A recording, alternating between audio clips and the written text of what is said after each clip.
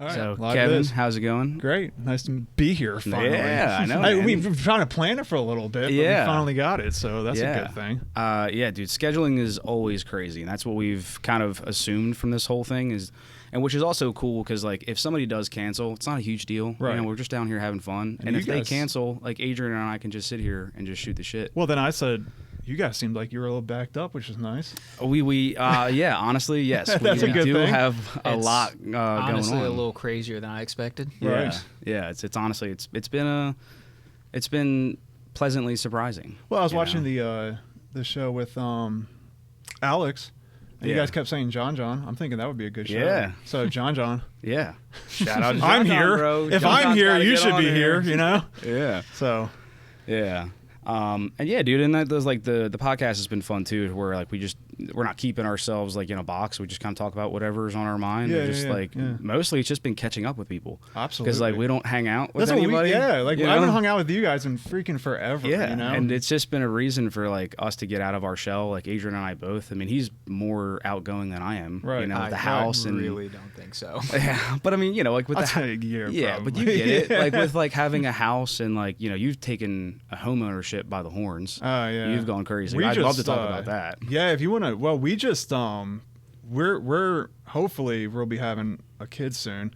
We Nice. Congratulations. Thank you. Yeah, Appreciate congrats. that. We that was a decision that we made a little bit ago. We're getting we just got a builder. We had a builder. We're gonna put an extension on.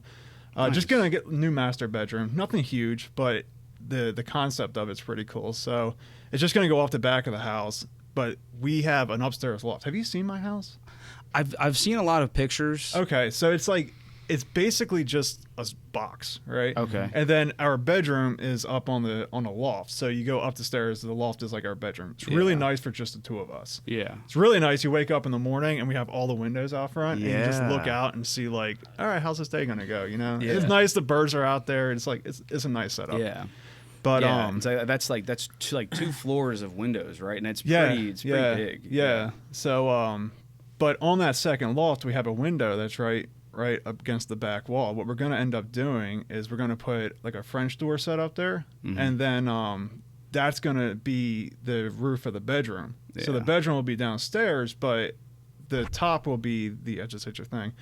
So we'll be able to open up those French doors, and one, we'll get a nice breeze through there, but two, we'll be able to walk out onto an upstairs deck. Yeah. That's nice. Yeah, so we also have this big 35-foot by, like, 15-foot deck out front. So we'll have this, like, massive sitting area out there, and then we'll have a sitting area out back. It'll be really nice. I can't wait till it's done. Yeah. So we just got a builder for that. The first builder kind of dicked us around. I don't think he really wanted to take the job. He charged us, he put a line item for $20,000 for paint. Whoa. So I was like, okay, you don't want the job. So then I started reaching out to other builders. Yeah. The other builder we got came in $100,000 less than the original one. Holy shit. Yeah. So that's was what we're doing. Yeah. We just got the loan. We just signed for it. God, 2 days ago. Yesterday. Was it yesterday? Nice. What's today? Saturday? Yeah, it was yesterday. We just signed for the loan yesterday. Yeah. Nice, So dude. Well, we just congrats. got the loan out of that. Yeah, That's sick, man. Now we got to pay for it. But Yeah. All right. That's the fun part, right? 8.6% interest rate. Oh, no. Fun. Yeah. Yeah. So, I mean, like, you know, that kind of stuff can be distracting, you know? Yeah, obviously. no. And, you know. In a good way. It's not always bad, but I just mean, like, even, like, we're not, like, here at the house, like, we're not even doing anything that crazy. And, like, we're just being a homeowner and then, like, just enjoying the home. Like, before we knew it, we were just, like, like a year or two had gone by and we hadn't seen anybody. Oh, yeah. You know? Yeah, and then, a lot of that happened to me because when we first moved in, it was the whole yard, the lot was forested, which is one of the reasons why we got the house for cheap, because it was really forested. Yeah. And nobody wanted it. Yeah. So I was like, well, fuck it, I can just cut this shit down. Yeah. My dad was like, well, you can't grow back fast, you can cut it down. And I was like, Yeah. that's the mentality to have. So Yeah. I bought a chainsaw. I just bought a chainsaw and started cutting shit. And I walked the yard not long ago. I think I counted like 120 stumps of trees that I cut down. Yeah. Of trees that I cut down. Yeah. 120 stumps. I just cut down a breast height, it was like 33 inches. Dude. Wide, massive oak. Yeah. I think it was probably 120 foot tall. Yeah. The thing hit the ground and put a crevice in like this.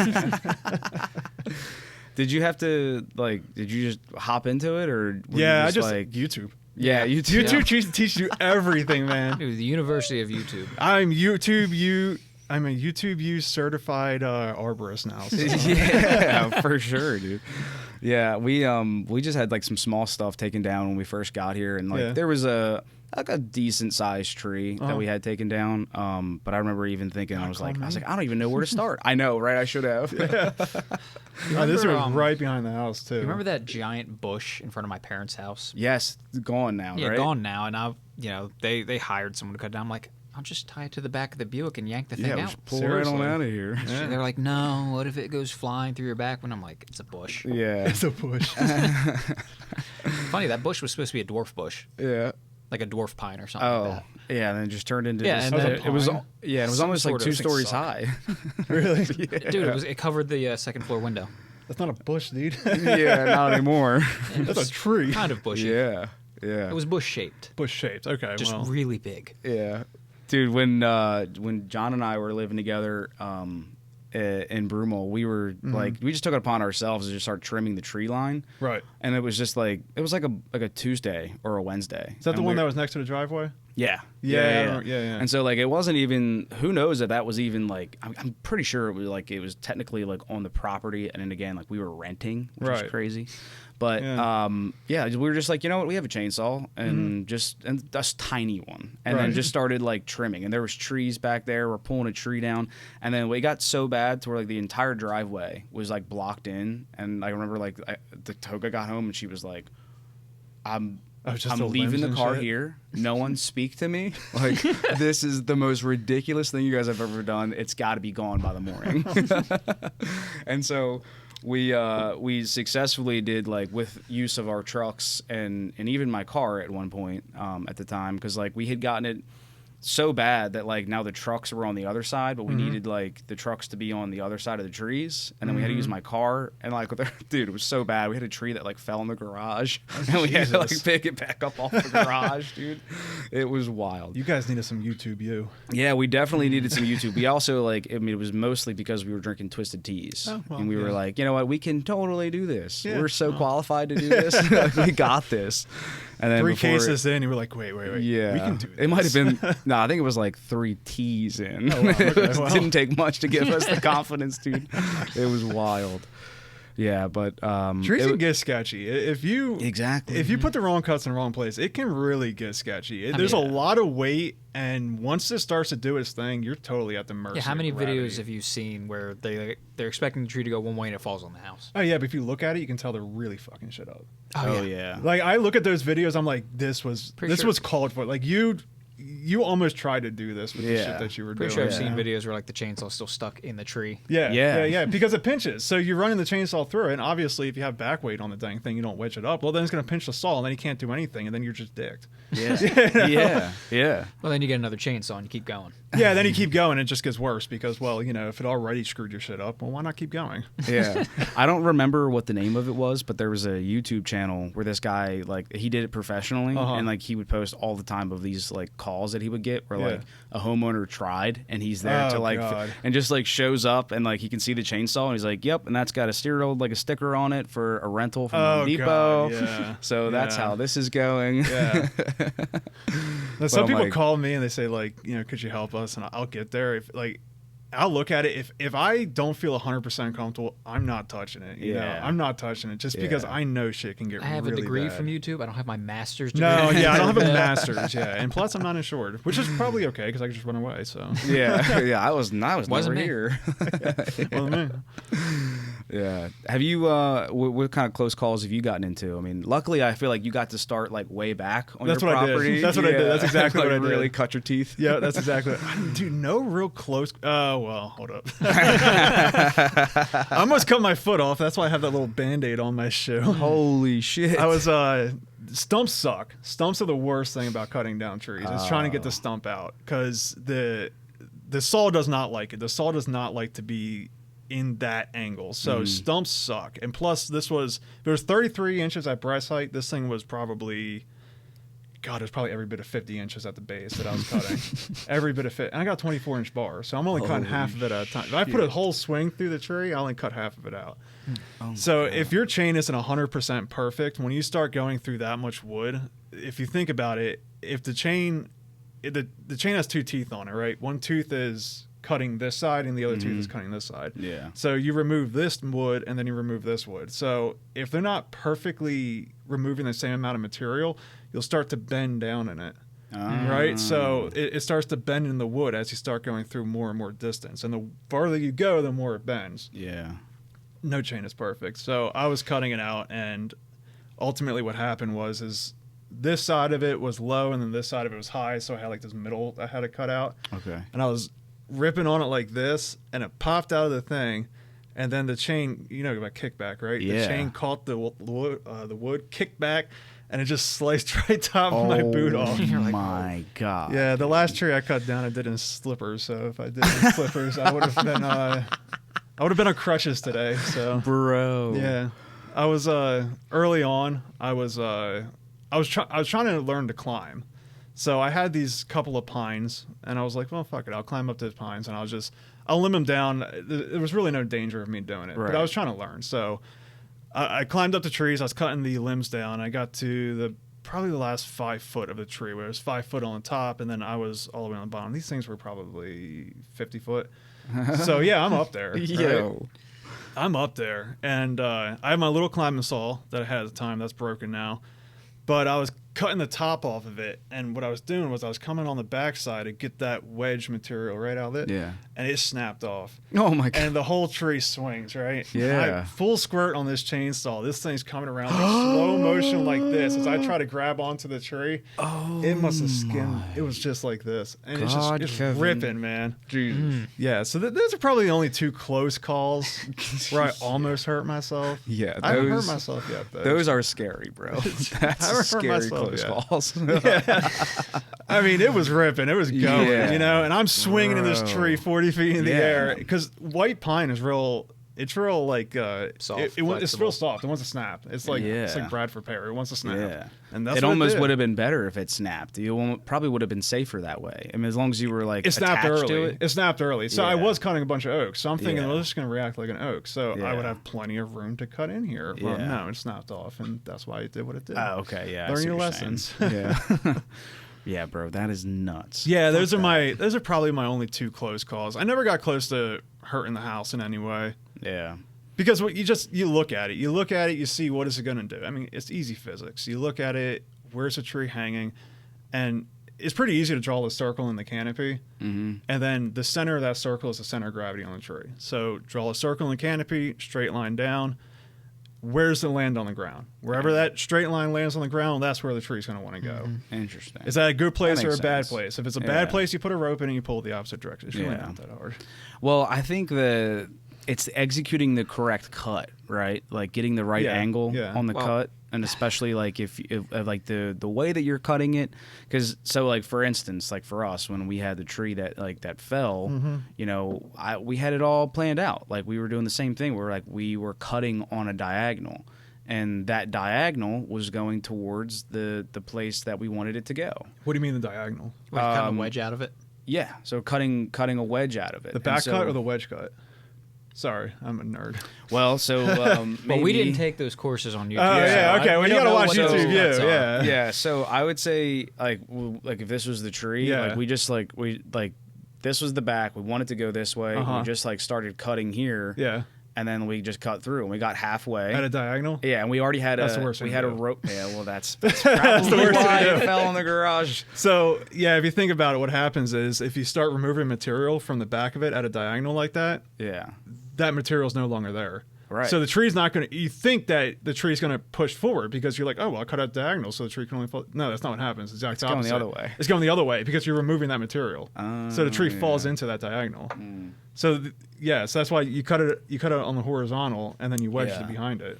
Well, I think before it even fell, I'm pretty sure that the reason that it fell in the first place was just a little bit of wind that we just picked up and we hadn't paid attention. Because would you believe it? We were drunk when we did this one too. Yeah. So, when we were we got like halfway through, and then I had John starting to pull on the rope that we had because we at this point we have a rope in it, like we're kind of pulling it the direction we want it to go, and then instead of going towards us, it just went sideways. It just went sideways into the garage, and like luckily like he had a hold of it, but it was just so funny because, like, dude, when we're using a saw at this point, like, I think we didn't have like a chainsaw anymore, so like we're using a saw and like we're just kind of slowly like sawing at it, and you know it's hard work. It doesn't matter how big the tree is, so I'm so focused on this, and then I just kind of hear like the murmurs of John just being like, hey, like just gibberish, and I look over and he's like, dude, and then like it had like kind of fallen, and then he's like, take a hold of the tree. Like, help me get it the other way, because there's still like enough material where it was like movable. It didn't just like snap off. Like some of the weight was like still being held by like the part where we didn't cut yet. So eventually, like we kind of got like some of the weight off with our own strength, but that's when like my car came in handy. My car was right there, and I just started running it down the driveway with the rope attached to it, and just pulled the tree down, dude. It was so bad. It's actually pretty simple, like, to get those cuts right. If you like, once you know, you know. You know, it's that's the missing part. It's always that weird unknowing thing before you start doing a project where you're like, oh, if I had just if I just knew that one little thing. It's the wedge cut. You want to go 80% of the width of the tree, just future. 80% of the width of the tree down, and then straight across, and then the back cut you come up 10% for the hinge. So you cut it horizontal to the ground, 10% for the hinge. So you got 10% of the material? Yeah, you got 10% of the material on the inside. It's 10% of the tree, right? So if you have a 20-inch tree, it's 2 inches of hinge wood. You can't screw it up because you have 2 inches of sapwood, which is the hardest part, strongest part. Seems like it will stop it from going side to side, or at least it'll stop it from going side. Yep, you can't mess it up. I mean, but you have to know that. You have to know that. That's the hard part. No one's got Kevin. Well, around. YouTube, everybody's got YouTube. I know. Yeah, dude. There are so many things that like YouTube has given me where I've been like, I now have YouTube Premium. I'm not waiting for commercials anymore. Premium. I pay for YouTube. Primarily because I lost my Sirius XM because I got a new car, so I lost my Sirius XM. Yeah, I went from a Kia to a Honda and downgraded. No, I'm sorry. I went from a Kia to a Mazda and downgraded. Damn. But I don't think you downgraded, though. I got a better engine.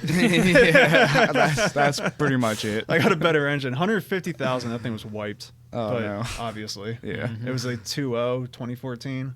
Yeah, I'm mad that it didn't totally blow up. Yeah, Adrian spent a lot of time at a dealership. We won't mention dealerships. I got to be on the other end of those engines blowing up. Fun. Yes. Yeah, and a fun fact, I'm sure, which makes sense. Another one of those things that makes sense now that you know. But like those engines are actually they're the shittiest engines, but they're so expensive now because there's such a high demand. Yeah, there's none. Like imagine paying $5,000 for like a short block, a long block. Yeah, it's like something like that. Crazy. Well, the problem is if you find a working one. Yeah. Exactly. You have the only working one in the state of Delaware. Yeah, but like imagine like the only place you can buy them is from Hyundai or Kia themselves, if they'll even sell them to you now, because they're still backlogged. Jesus Christ. Yeah. To this day, they're still backlogged. What are they warranting them out though? 130,000 miles? They were 100,000 miles, and then there was a recall. That was I think factory that extended it. I was going to say they extended. Was it 130 now? 160 maybe? I don't know. I haven't worked for Kia for like 3 years now. Yeah, lucky. Let's pull up a Goog because we're talking good shit on Hyundai right now, and I'm here for it. I'm here for Hyundai Kia slander.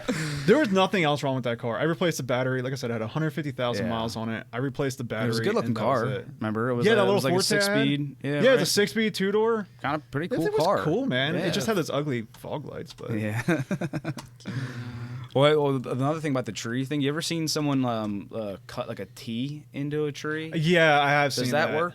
It does work. Okay. Yeah, no, it does work. I saw a video and I was like, that was pretty sick. But it's largely unnecessary. Yeah, you're talking about when they have like that and it hinges in the center of it. It's largely unnecessary, but if you have a situation where the tree cannot go anywhere else, like you have to have the tree That's go how this was. in this particular section, it's a good insurance policy. Yeah. It does work. Yeah. Because once the tree snaps, which it does, once the tree snaps, it literally can't do anything else. It has to follow that path. Yeah. So it does work. It's pretty satisfying to watch, honestly. Yeah, it's cool. To see it like fall and then like to stay inside the little things and just kind of fall and it's kind of a bar trick. A little. It's kind of a bar trick, but Yeah. No, if it has applications.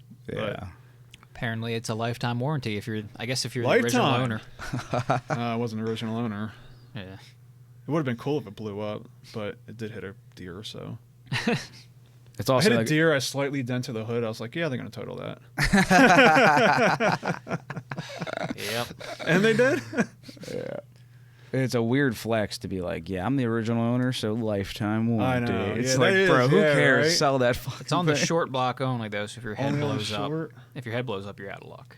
Damn. Yeah, but you could probably get a head. Well, your head's not gonna fail though. And what's gonna fail on the head? I mean, I guess Burn out like the cam, I change guess the oil. depending on how bad the engine grenades, you could bend the valve. Burn out the valve, change the oil. You're talking about Kia customers, bro. Yeah, you're right. I forgot about that. Shout out to all of our Kia listeners. And that thing was burning oil. Sorry, Mom. Sorry. That thing was burning oil. I do not want to know what those cats looked like.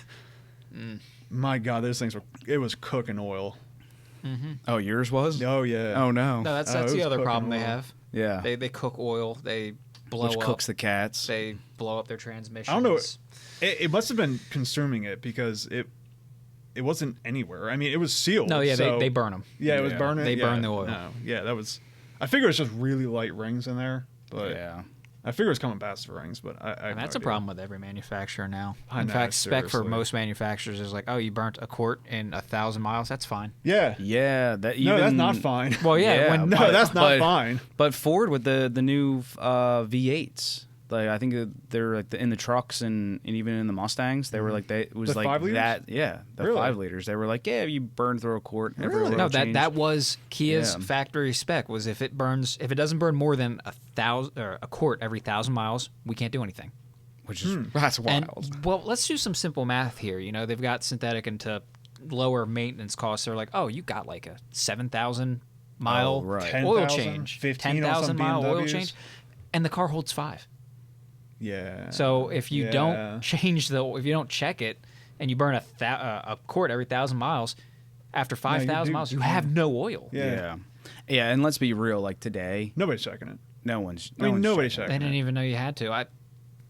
People wouldn't even know how, which is I like think- it's so sad. Who? I know, You know? even men nowadays are like, they're like, Unfortunate. That's you know, the real problem. I don't say yeah. men, I mean, Yeah. suburban dads, but Yeah, yeah. I mean, I've heard of like Jeep owners. Yeah, I've heard of like horror stories with like people on first dates and like they get a guy's driving his car, gets a flat tire, and he's like, "Oh my god, what are we gonna do?" Oh my God, like dude. that's hilarious. I've got to bro. call AAA. Yeah. I really don't want to be that guy, but like, dude, there are some things that men need to know. Yeah. And I'm not like one of those guys like, It's I'm not a even just manly men. man. Like no, but, everyone like, should just kind of know Yeah. some basics. Yeah, like no, I driving hear you, stick, but- you know, is like one of those things where Yeah, like driving a everybody stick, should know. yeah. Changing a tire, everybody should know. And like what Adrian's saying is that like I think men have to, like for what you're saying is like men have to know. I think everyone should know. I think everybody should know. I think Yeah. men have to know because like you should know how to change the brakes on your car. Yeah. Because if not, you go to the dealer, spend $800, which is Yeah. probably fine for the dealer. But like, Yeah. you know, it's like Yeah, and if you don't want to, then people like, don't even mow that's the fine. grass anymore. And you know, from a Oh, I selfish standpoint, one time when I was driving home in my in the CRV, the one that I lowered, Yeah. I remember that CRV. Yeah. I nailed a pothole. It was on an unlit part of the highway, Mm-hmm. dark as hell. It was like a fucking Marianas Trench opened up in the road. Mm. And it shoved the upper control arm into the pinch weld, and the ball joint caught that pinch weld and got stuck. Wheel is now locked up because it's hitting the inner fender line. Right. So I got the car to the side of the road, and I'm like, I get out, I look at it, and I go, that's collapsed. I can't fix that on the side of the road. Not, I don't have any tools with me or Right, anything. right. So, I call AAA and have them come out to just send out a flatbed, tow it to the dealership I was working at, so then the next day I could rip the thing back out of the pinch weld. They told me that it was a bit of a busy night, but they'd have someone out as soon as possible. And I waited about an hour and a half and got a phone call that said, yeah, your driver got diverted to another call. We'll send someone out as soon as possible. Mind you, I'm on an unlit part of the road Right. with like half a shoulder. and your battery's dying because your hazard's been on for so long. Yeah, some guy in a minivan pulled over and gave me a road flare, so that was nice. Oh, that's nice. But that's a good story. Like that's like a highlight of the story. People don't do that now. Yeah. No, I'm kind of one of them, but not the hijacking. But another hour and a half goes by, so I'm on the side of the road for like 3 hours now. Jesus. And it's like 11:45, almost midnight. Yeah. And finally, a flatbed shows up. Gets the car towed up, and he's driving me to the dealership that I worked at. And I'm just shooting the shit with him. And I'm like, oh, and it was like early spring, still really cold, but like we had snow that year, so that's what opened a shitload of potholes. Mm-hmm. And I'm like, so how many flat tires you had to change? He's like, oh, every single call except for yours so far has been a flat tire. And I didn't say anything to him because it's not his fault, but I'm kind of seething inside. I'm like, so I waited 3 fucking hours because on the side of the road because people couldn't change their own fucking tire. Dude, in their defense, cars don't come with tires anymore. This was a good couple of years ago. Oh, that's true. Yeah. Mm-hmm. So I see that point that holds like a good argument today, which is like it is crazy that's how things are going, where they give you a can of Run Flat. Oh yeah, a can of Run Flat and a little Fix a Flat. Yeah, a can of Fix a Flat and a little compressor. And I worked at a tire shop. A lot of tires don't come in with little nails in them. People don't realize it, right? Well, now they have those stupid little lights on it, but still, I think people see that and they just I'll fill it up at the thing. But no, I've seen plenty of cars come in with like blown out sidewalls. Okay, is that Fix a Flat going to work for that? Yeah, no, you're right, and it's not. And I explain that to a lot of fellas at work where they're like, it's a little bit low, but I'm sure it's fine. But they don't realize what that's doing. Like, that tears how much your pressure that's putting one of my joy, like being a professional mechanic, you get bitter,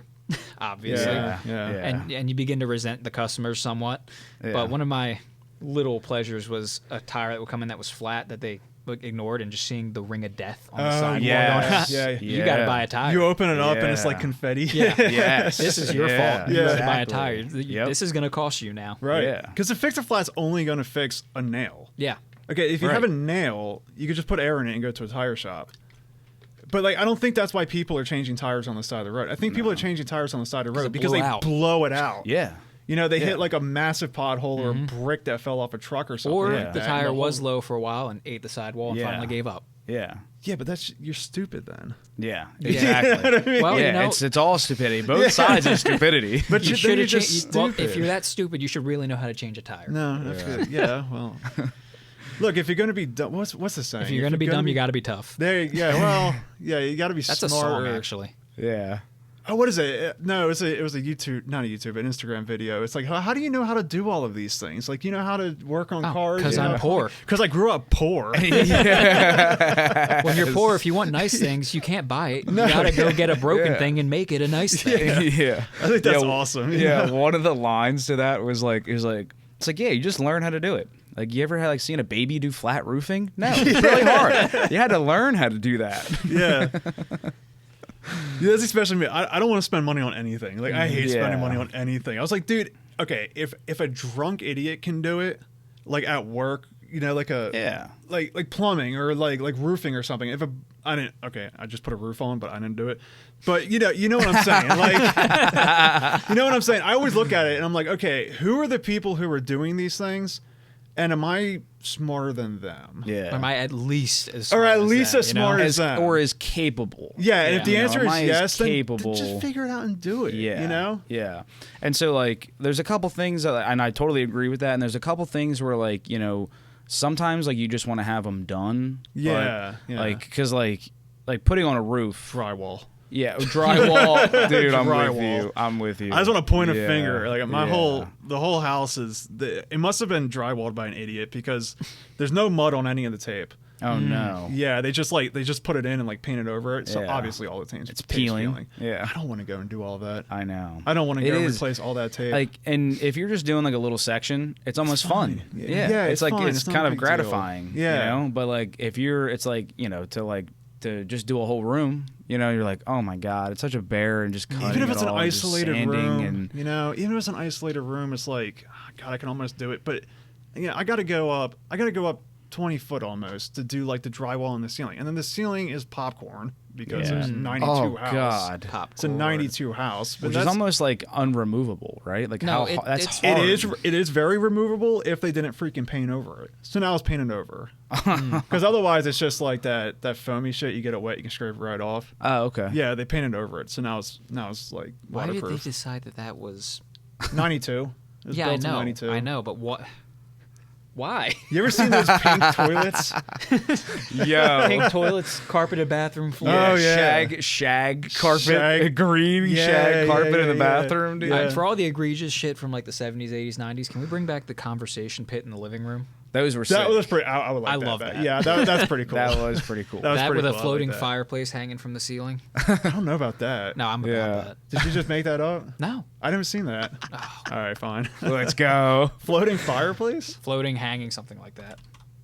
What is it, like an alcohol burning thing or something? I don't know. I've just that. Oh, yeah, okay. They're like little pits. Oh, I like that. Yeah, that's fun. Actually, I would like that. That whole setup you got there. I don't know what's going Yeah. on here, but I like it. Yeah, Well, yeah, it's come like with the a fireplace? cut in. It's like a cut in. It's like a sort natural looking, naturally shaped cave in front of these floor to ceiling windows. Yeah, dude. There's a couple of those probably houses AI. It's like probably not even real. in like Oh, PA that's definitely and not like kind of almost like Hockessin area. Yeah. where that are like these are houses that are like just in a mountainside. And they're Really? really tough to see, but there's at least like one or two that I've driven past and like just as like a passenger I've been like, "Oh yeah, like that's Is it a 'cause people standalone talk house about or is it like somebody carved out the mountain? Oh yeah, somebody carved out the mountain. Oh, that's pretty cool. Yeah, like way back in the day. Oh, that's cool. Yeah, they're definitely old. There was an Airbnb like that where it's like the Airbnb is the cave. Yeah. Yeah, That's it's crazy sick. expensive because it's Yeah. like an Instagram trap now, you know. So Oh yeah. all your influencers are going there. It sucks that yeah. that's like a reality now. If there's like something really neat or Oh you know, yeah, like yeah. there's gonna be influencers Yeah. everywhere. Oh yeah, any major sort of like natural thing, like natural. I don't know. Yeah, no, you go there. You ever see the videos? It's just like, ruined. Yeah, Yeah, it's ruined. Yeah, the now. Instagram versus reality videos where they show like the picturesque, perfect. and heavily edited then they men. turn the camera around. Yeah, Yeah, and then they're just full of people. It's a line of influencers. Yeah.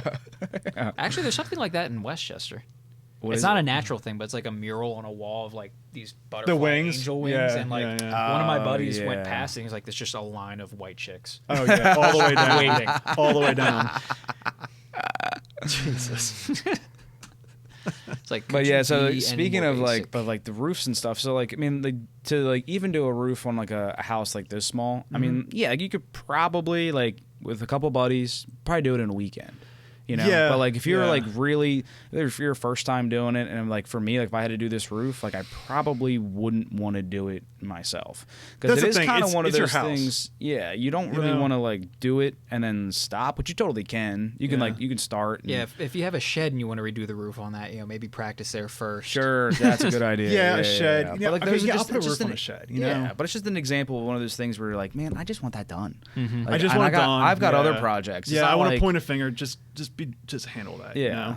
So like, I mean, like if your HVAC broke, like how quick are you? Like you're like, I'm just gonna start Googling, right? Are we on YouTube? For what? For your air HVAC. conditioning. Oh, HVAC. Oh yeah, I Yeah. blew out my HVAC. So our water table is we're on the Eastern Shore, right? So everything is almost floodable. But when we first moved in, we had really bad rain. So this year's rain and the year we first moved in rain was like equal. Like we had a lot of rain this year. And then when they built my house, I swear the survey team came out. They found the lowest possible place and then stuck my house. I swear that's what they did, right? So everything runs right into my backyard. Yeah. So, but I think that and I almost guarantee there's a spring out there or something too. Oh. But the water table doesn't. The water table comes up and meets the house. That's how the water gets in. The water doesn't go down. Like most people, it'll run down the brick and then it'll find its way in. No, I think ours come up. You just go water straight seeping out of the floor. If you had French drains, they'd just be flooding. Yeah. Which does. Oh. So yeah. So the first time we were in there, I didn't realize it, but the sump pump failed. So we came home and the thermostat was out. And I was like, this is weird because it was also cold and it was kind of like hazy in there. So I was like, oh, this is weird. Like, what's going on? So I looked at the thermostat. It was off. I was like, shit, because our handler's in the crawl space. So I open up the I open up the crawl space door and I look in it. There's like 8 inches of water. Oh my god! And the handler's sitting sideways in the crawl space, so it just came up to the breakers and it just blew those breakers off. Dude. Yeah, it blew the positives right off the breakers itself. God. I didn't realize Shit. it. I didn't know what it did. But yeah, no, I had to. I mean, it's also like your crawl space. Like you're not really hanging out. Oh, and it sucks. Yeah, it sucks. Yeah. It's like this big, and I'm this big. You know. Yeah. Anybody who has a crawl space isn't just like hanging out, getting to know their crawl space. No, they're leaving that shit alone. Yeah. So no, yeah, same thing. You know, I didn't know what happened. I didn't know that's what it did. So I looked it up, tried to figure out what the hell's going on, and I went down there with a pair of what is it, multimeters. Yeah. I started poking shit. Yeah. I started poking voltage. shit. And that's where I found. I was like, okay, this side of the breaker has power. This side does not. This side does. Let me just. Oh, that's not attached. Yeah. I was like, that's the problem. Which is great. That was the best problem I could have had because all I had to do was replace the breaker. You know? Yeah. Could have fucked the board up. I mean, yeah. Yeah. Oh yeah. No, that could have been bad. Yeah, it could have been God really for the bad. breaker. Yeah. Well, the breaker supposed to itself break didn't that fail. way. Yeah, the breaker itself didn't fail. It like melted, it arced or something. It like melted the water and blew it off. Like just straight up shorted across the breaker. Yeah, yeah. No, it was the best worst case scenario. Yeah. So. Yeah. If it's gonna fail, we want it to fail like that. Yeah. Yeah. So that's when I said, okay, well, I don't want any water coming in anymore. Like, this is a nightmare. So I went down, I took hydraulic concrete, and I just concreted the whole thing. Oh, interesting. Yeah, well, that was a bad idea. Oh. Because then the house tried to float. Oh no. Yeah, and houses are heavier than 3 inches of concrete. So then it Yeah. just blew the concrete up. So now I have this big, massive slab in the back that's blown off the ground because the water was going to come in, and it did. So. Oh my Yeah. God, Water Kevin. don't give a fuck about your concrete. No, the water didn't care. So we were just talking about, knowing when to call a guy. It would have been around there. It would have been right around that time. But I got the crawl space, or I got the sump pump working, so that's a later problem. So as long as the water stays out, then we're No. good. You got to let the water come in.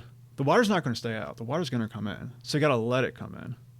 Because if not, it builds up pressure and it breaks things. Yeah. So why don't you just like raise the floor and leave it like empty underneath so the water can just hang out under your floor? Because that's going to stink. That's a lot of work. Isn't that going to stink? What's that? You said standing water underneath of your house. Well, no, it'll drain out. It already drains out.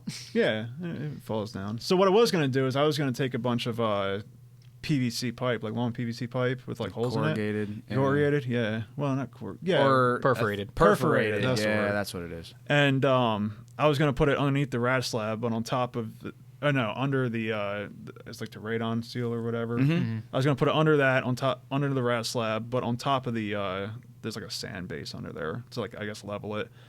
And then I was going to make like a star formation to the sump pump, so that way the water would come up, it would hit the rat slab, go sideways, find the perforated pipe, and then go into the thing. Yeah. That way it stays out of it. Yeah, you got to redirect it. It's going to come up. You just got to figure out how to get rid of it. Yeah. So that's what I was going to do, but that's a lot of work, so I didn't do it. Can you imagine? I mean, it's 3 inches of concrete. You got to go in there, cut all of that out. And like I'm working in a spot like this big, and like I said, I'm this big, so yeah, no fun. No fun, dude. And so that's a time to call a guy. Yeah, no, it's a lot of money. Well, I mean, it is, but it's like either jobs that like you can't complete in like the timely fashion that you want it to be completed, or that you just strictly don't want to do. Yeah, like I'm fine with calling a guy if I'm like, yo, fuck that. I'm so tired of debt. I want to get rid of our debts. Well, that's true too. My car will be paid off next month. Then we just got the stupid Jeep, so that added like a bunch of money to our needs to be pay off fund, and then I'm just tired of debt. Yeah, you know. Yeah, no, it's definitely not fun having it. It's fun spending it, but it's fun spending it. Yeah, it's fun to get there. I know. And then when you got it, you're like, why did I do that? That's when you were talking about building a car, and I was like, man, like I really kind of want to build a car, but. Boy, is it not the time. Oh my god, man. Yeah, it's like you just signed for that loan the other day too. Yeah, I know. Yeah. Yeah, you could have just tacked on like drift car to that. But see, that's okay. A drift car would be a ton of fun. Well, look, you had the one builder quote you like $100,000 more than the current builder. So as far as I'm concerned, that's $100,000 you got freed up for the car. But you see, then the loan would have been more than I owe on my house, and that doesn't make any sense. It does make sense if you don't think about it. I like the way you think. Yeah. And also, you can't race a house. You can't race a house. But you can sleep in a car. But I'd rather have a plane. Ooh, a plane would be fun. I think a helicopter is more so expensive. Suited towards. Because I can't land the plane in my backyard. Yeah. Well, you could possibly if you got Certain if you got like a planes. bush plane. They're expensive. They're very expensive. They know the water they hold. Like they Because look like they're high made horsepower. they're They're real high horsepower. Yeah, they're really expensive. It's high horsepower with a bunch of tubes and vinyl fabric. Yeah, but it's aviation. Yeah. An alternator costs you $10,000. How cool would it be to just be flying along, see a patch on like I know, a patch just of beach land like it 30 there. feet long and just go, Yeah. I'm having lunch there. Yeah, but you see, you could do that with a helicopter though. You Yeah, could. you can't do that with a helicopter. See, I did the math. If I took out all the trees and I flattened the land, I could technically take off from my backyard. I could not land it in my backyard. So that's a problem. That is a problem. So You gotta know where you're just gonna land. set up one of those cable traps that are on aircraft carriers. that's a good idea. Yeah. See, I gotta talk to this guy. Yeah. He's got good ideas. You see? I knew you guys were gonna hit it off. I had a feeling. Let me try this Glenfiddich. Yeah, I haven't tried this yet. Yeah, dude. And then I got monkey shoulder, and then I got this is a Pennsylvania. I think I had one. that. It's okay. I've seen it at the stores. I don't know if I had it or not, but Yeah, that's pretty good. You ever see those little bubble helicopters they have at like where is it? They have it at where we used to go and get our Christmas trees way back in the day. I think I'm gonna go for some monkey shoulder. But I looked one of those up to purchase it. Well, I wasn't going to purchase it, but I looked those up to see what the cost was. They're like $250,000. For what? One of those stupid little helicopters. It's little like bubble ones, like all glass. Oh yeah. Like little turrets. Dude, I just saw one on Facebook Marketplace. Go on my Facebook real quick. Dude, I think I saw one on Facebook Marketplace for like $125,000. Yeah. It's pretty I sick. mean, I saw a Cessna on Facebook Marketplace for like $32,000. Don't helicopters I though, did go down a weird rabbit hole. I mean, to be honest, full disclosure, I would never do it. I'm too terrified. Too Of what? Terrified of helicopters, Flying? especially, but airplanes as well. I'm not a huge fan of like commercial flights. Yeah. And also, I've just had you redirect to Facebook Marketplace, but I've forgotten that my Facebook Marketplace suggestions are way off now. I'm looking at buying sheds. I'm looking at buying drift cars. Trying to get some. My Is that chicken my sandwich? Is that a priority, chicken sandwich? dude. No, it's a taco. Sometimes I'm Clearly hungry. it's a Obviously, taco. that's a taco. Clearly. Bro, I wish they could see this. Is that a lifted semi? Here, let's just go look for. Just put in like a I helicopter. think it might be on a lift. Just put in helicopter because it's not gonna come up. He's acting like it's on his main like algo. But it was 54. Hey, So 54. Yeah. So what does that get you? So 54. So in my experience, now I might just be stupid. Oh, this might be like a partial ownership thing. That could be, yeah.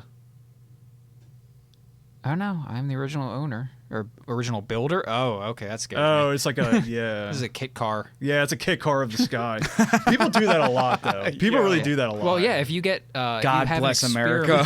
an experimental aircraft, Experimental, you don't need yep. a license, Yeah, and you're not yeah. like regulated. I think you need a license. You need a license. I to don't fly. think so. For the experimental class, they have to be like below a certain power, below a certain weight. Huh. Adrian, I know that you with want a little super smidgy sports. widgy? Oh yeah, sure. Less than 600 kilo, I think. With super sports, you only need like a 25-hour license. Yeah, it's like nothing. No, And this is a whole ass kinda thought about doing helicopter that. for $54,000. How many hours does it have? 200 hours? So the issue with helicopters is at a certain amount of hours, I don't know what it is. It might be a lot more than I think it is. But at a certain amount of hours, they have to be like entirely disassembled and put back together. With planes, I think you just need to take the engine apart. But with helicopters, it's different because they have like the whole gearbox. There's a lot more violently moving parts. In a Yeah, helicopter. and I think with helicopters, once you hit that threshold, it's like it's basically ruined. It's like it's totaled. You know, like the cost is it more than costs the helicopter. as much to buy a new helicopter. Yeah, so I think you start to see like very inexpensive helicopters at around that. Ooh, You know, these where are you just could- little death traps. Yeah, where you could. Well, I don't think there would be a death trap, but you would, in order to keep your registration on it, you would have to do like this massive inspection, which will cost an incredible amount of money. So people just end up getting rid of these things. It would be Yeah. like if you buying a used car, like a used Honda Civic, and the used Honda Civic being worth $5,000, and you buy it for $2,000, but you need to put $7,500 worth of inspection into it.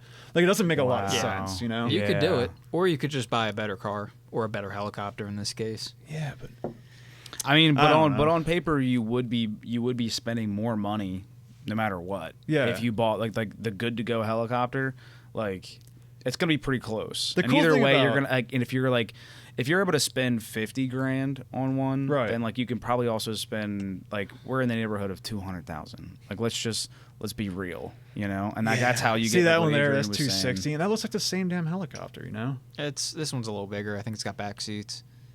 But it's a difference of $200,000. Well, this one's not homemade. Oh, that's true. See, the nice thing about helicopters is you can just take them to the store because technically you can land them anywhere. Really? Yeah, you just need to have the what do they call it? There you go. The permission of the landowner. So you could take it to McDonald's and just call like the McDonald's guy. Call like, ahead, hey, can I? And the thing is, can you imagine? But that's the thing though. Who doesn't want a helicopter landing in their business? That's cool as shit. It'll get attention. Nothing draws a crowd like a crowd. Nothing draws a crowd like a helicopter. Well, fellas, let's get a little cheers in, man. All right. Thank you, Kevin, for being here, man. You're the best. Thank you so much. Let me know what you think of the old Glenfiddich. Well, I spilled half of it, but no, that's really good. Yeah. I didn't love the original Glenfiddich, but that 15 actually is good. Yeah, I liked it. I mean, I had it again recently, and I don't know. I don't know what it was. I was just like. That's really it just good. didn't seem like as smooth as I. You need another round of COVID. Yeah, I'm just think it's really smooth. Really? Yeah, I think that's. Maybe I'll really get that smooth. one. I'll get that one next, maybe. What do you normally drink? I did. Well, I mean, that is pretty much. I mean, that Glenfiddich is as far as I've gone off of the bottom shelf, ever. Oh well, that's not. I mean, that's a no. That's what I'm saying. I was just saying that's a 15. That was a $75 bottle. Yeah, you know, and like that was like. So I was like, you know what, I want to buy something like fun. So when like did you this. buy that? Yeah, you said you weren't that big of a fan of it, but that's almost gone. When did you buy that? I think I bought it probably. I probably had it for a little while now. Maybe well, I'm thinking like within a year. Oh, I need to check your liquor stores then. Yeah. I think that would be a lot more than $75 up near me. Yeah, yeah, it was $75, man. Not bad. Jesus. Yeah. Where do you think you got? Where did you get that? Like fine wine, good spirits. Or is it good spirits? I feel like it'd be cheaper in Delaware because like probably everything alcohol related is cheaper in Delaware. Glenfiddich 15. Because a regular Glenfiddich, I think, is like, God, almost $60 now. Because I used to get Glenmorangie for $45. The Lasanta, the 12. Yeah. The sherry one. Not sure. That's but port sherry. I don't know what it is. Sherry. I used to get that for $45, and it's like $62 now. Yeah. And that was like a year ago. Yeah, so the Resurgent, the PA one, I think that one was like $40. And yeah, I've seen this or around. I think it was like 45, but like I thought that like I was kind of getting like an upper shelf when I bought it, but I wasn't nearly as happy with that as I was with the Glenfiddich. When I had the Glenfiddich, I was like, this was awesome. Well, this is also a lot stronger.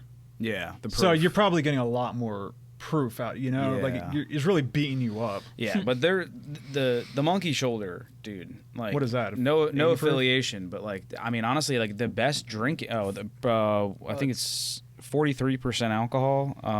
Is that one 80? I think most 52%. No, this one here. Oh yeah, it's an 80. Yeah, no, that's about average for like a Scotch. Scotch, they don't really go high in their alcohol. That's 104 proof. Yeah, so that's a little high. Yeah. Yeah. Yeah, it's usually not till you get to like your old. Not even old, but just like your one-offs, like your weird like the bottles. boutique. Yeah, like I got a Ardbeg. Your regular Ardbeg I think is 80 proof. Like it's not really that high, but they have the Ardbeg, like I said, the Ugadao, which is like their weird one that tastes like Band-Aids, as some people say. But that was like 54% or something. Yeah. You know, it's not until you go to like that weird stuff. You just get like a regular specialty. office. Yeah. What did the Glenfiddich come out as? What's that? 80 proof, you said? That's only 80 proof, yeah. Okay. That's Scotch. Yeah. But yeah, we were just talking about how helicopters hit like a certain hour thing and they're basically totaled. This Cherokee Piper's from 1965. That's 3 years younger than my Buick. Yeah, which is and crazy. still flying. 5,200. See, I wish I really knew what that meant. So, is it every 10,000 you got to do it? Oh, that's the airframe. So the engine only has 870. So that's ready to go. 30K. I might just have to go get. You done any flying? You don't know. I only have burned up once. Yeah. It was like fucking. It was a lot of fun though. Yeah, I hear it's pretty expensive, like to do lessons. You have to have like a certain amount of hours if you're like your license. It's like $400 or $500 like a lesson. No, it's not that much. I think I paid $250, and I think how long ago? Yeah, probably a year ago now. Well, that's not bad. Well, yeah, it depends. You have to kind of call around. So they're all kind of the same though. It's about $12,000 now to get your PPL. Yeah, to get all the way through it. Yeah, $12,000 to $14,000 would take to get your PPL. Yeah. No, that's just to get your PPL. So then you have to rent these things, right? Like if you get your PPL and you actually want to fly, then you have to go rent these things. So yeah, if you can't just like call somebody up and say, hey, I would like to go rent your. That's if you don't own one. Yeah, I would like to rent your plane and just go take it to like, I don't know, Nantucket for the weekend or something. Like you could do that, but it's a good destination. Yeah, right. Good choice. You got good taste. You could do that, but if you're like, oh, I want to spend an extra day, like they might have somebody scheduled to pick it up right after you. So yeah, like it kind of limits things. Yeah, and even if you do buy your own, well, now you got to rent hangar space somewhere. Then you got to rent hangar space. Hey, tie down, I think it's almost $200. That's just to tie it down. That's not to put it in the hangar. Yeah. Damn. Tie down's almost $200 a month. Then you got to insure the damn thing. And yeah, no. Yeah, it's a rich man's game. It's an expense. It looks fun though.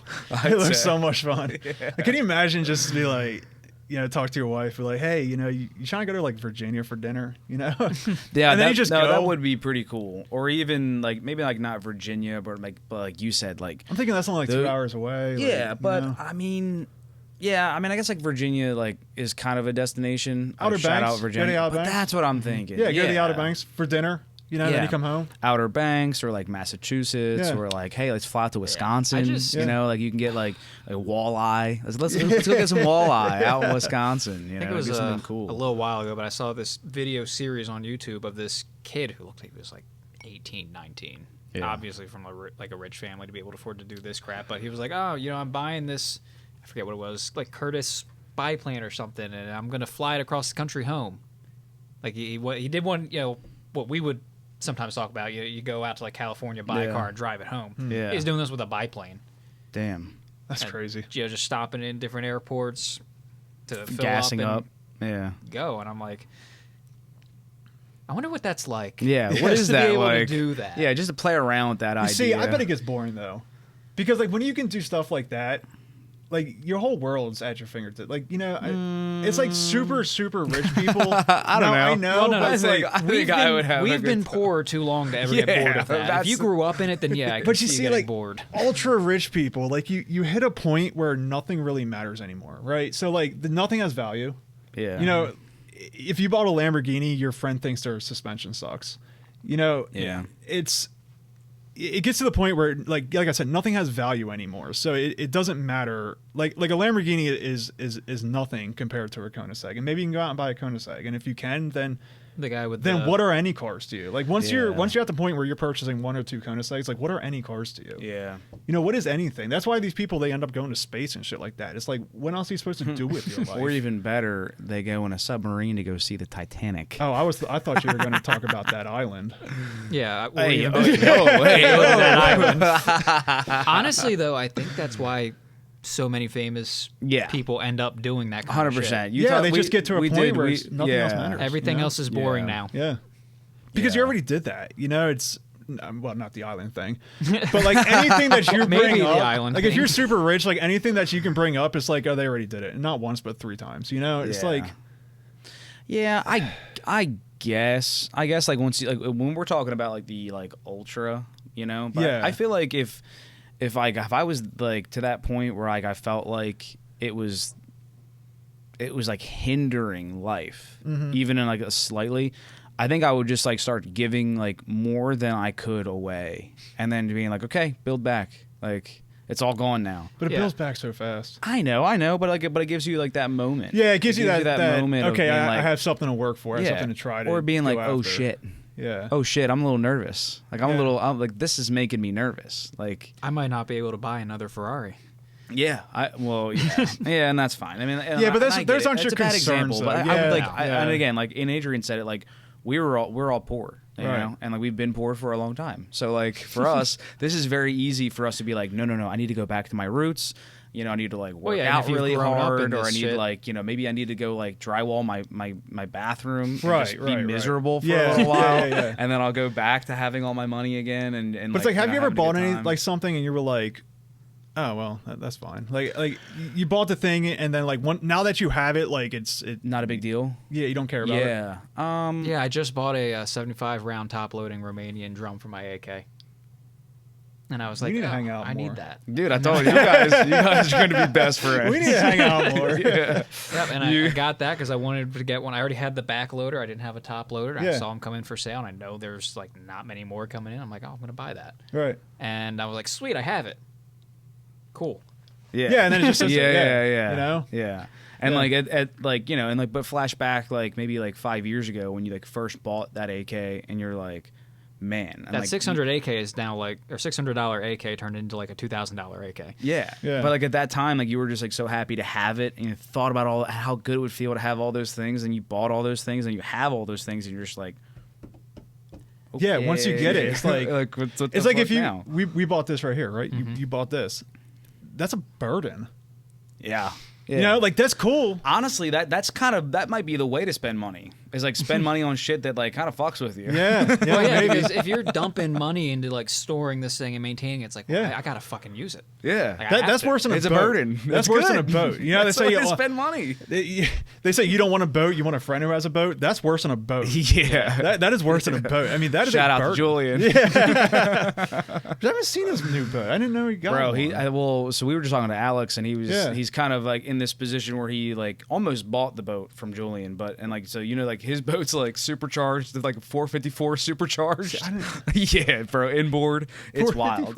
Yeah, dude, and it just sits on the water just chopping. Is it big or is it like is it a small little thing? Or?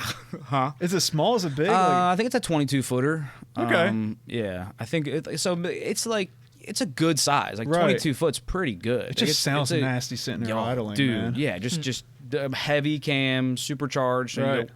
You you hit the gas. Yeah, so I mean, if you're gonna buy an inboard boat with like a car engine, like he did it, right? You know, and so like speaking of that, like when you're rich kind of thing, where like you know he has it now, and like and I don't want to, maybe we'll let Julian speak for it because he's gonna be on too, right? But just schedule so tough. But you know he's already trying to get rid of it, where it's like it just I think you buy it, it's the coolest thing.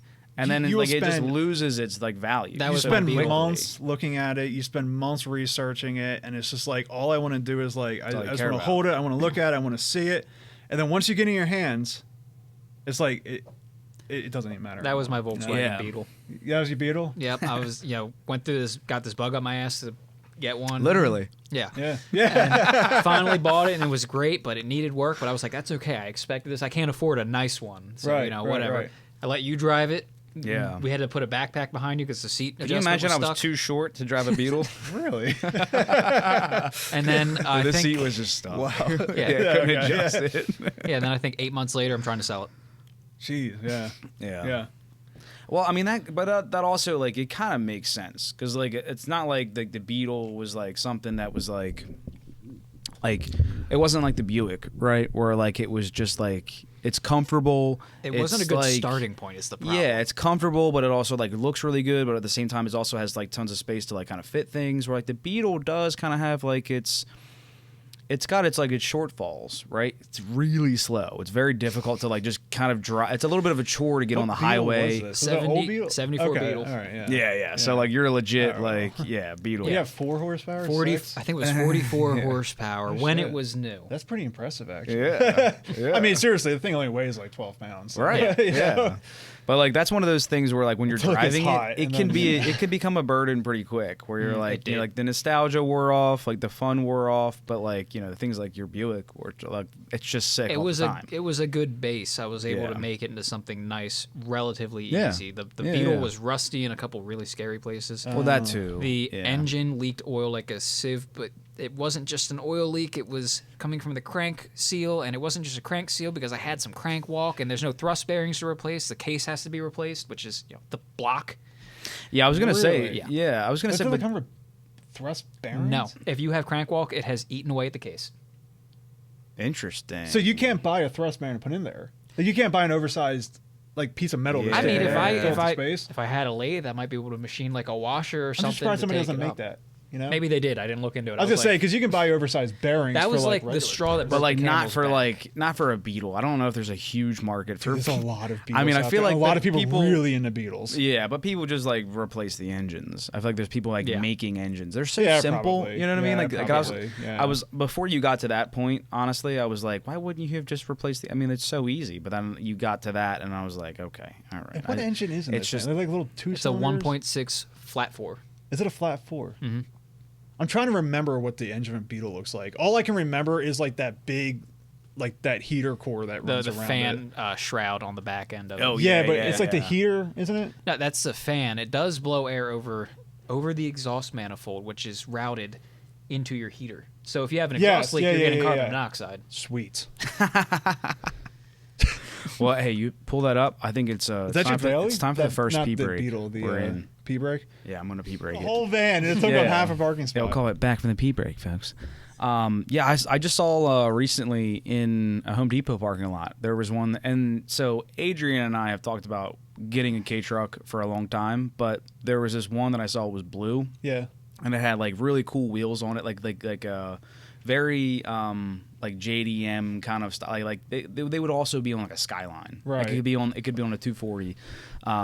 And so like the whole thing just like it had like little tiny things done to it, and I was like, that's so sick. This is the sickest thing. I now I'm like, I need one. I guess for those who can't see, it's a tiny little truck. The K truck behind a semi trailer. It can hardly hold a car seat. It's got a whole semi trailer on the back of it. Yeah, I mean honestly, like a bed full of mulch would really mess up a K truck's payload. It would bog that thing down. Yeah, it would bog that thing down pretty bad. Yeah. So, do you know the reason why we can't? Which I was saying. Okay, so the other one was a 95, which kind of shocked me because this is like a utility vehicle. Mm-hmm. Do you guys watch Angry Electrician? Yes. No, so I haven't see heard the one of with them. the utility vehicles? Why we can't get the new chicken Toyota? tax? The chicken tax, yeah. Well, so here's the thing with the chicken tax and why we can't. Yeah, it kind of screwed us getting these.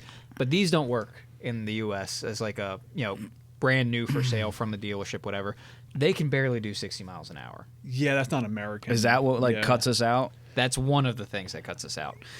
But I looked into all the regulations for importing this kind of stuff, and we were pretty serious. It's kind of up in the air whether these get subject to that tax when they come in. Some people have brought them in and they didn't get hit with the tax. Some people have brought them in and they got hit with the tax, and that adds an extra grand to the cost. I mean, it's perfectly in line with what the taxes are for. Like it's a 2-seater. Utility vehicle. Mm-hmm. I mean, that's perfectly in line. I wonder how some people escape that. I think it's just like the people doing the paperwork, like filing the paperwork, got lucky. Just didn't know what this vehicle specifically was and just didn't apply the tax. Which is always funny, like to me, like that's always funny because like there's like things like that where like the government and like how it proceeds with like certain things and like big corporations and how they operate, and you're like, man, they must have it all figured out. They've got this like smooth sailing thing. No, they just got a guy. And it's like no, it's just normal people like you and I, and they're making mistakes all the time. Do you know how you feel confused like for better all or the worse. time? Like you feel confused all the time? So do they. Yeah. I mean, you look at the U.S., like any U.S. regulations law book or whatever, and it's like this fucking big. No one knows. No one knows it all, dude. Yeah, like situations happen, and whether or not they crack open the book to like look at it or just go like, well, like it's probably okay. It's just what box you check, Yeah. It's just, yeah. So you don't know the whole chicken story? No, I don't know the. Yeah. I'm wondering if you know it better than me. All I know is that it was kind of it was just a tariff on like trucks coming in. That's why the Subaru Brat had those seats in the back. Yeah, so that's to avoid that chicken. A lot of like the Frontiers, they have those little fold down seats, And in fact, I've heard a lot of the the imported vans that come in, I don't. That was during the hippie days. I think our Nissan vans were built here to avoid that tax, but like interesting. I think some of the first transits they were just bringing them over from Europe, and to avoid like that chicken tax, they'd come in with the seats. And at the port they take the seats out. Yep. Because it was a passenger vehicle, not a utility vehicle. So the idea was that so this was we were trying to sell our chicken overseas, right? We had a ton of chicken. We had chicken glut. We were trying to sell it overseas, and then we were out competing them for their chicken in like Europe. And then Europe got PO'd because our chicken was cheaper, right? We were making more chicken, and they couldn't keep up. Yeah. So they got PO'd. The fucking best. Yeah. So they got PO'd, and they put a bunch of tariffs on like a bunch of our things, but the main thing was chicken. Yeah.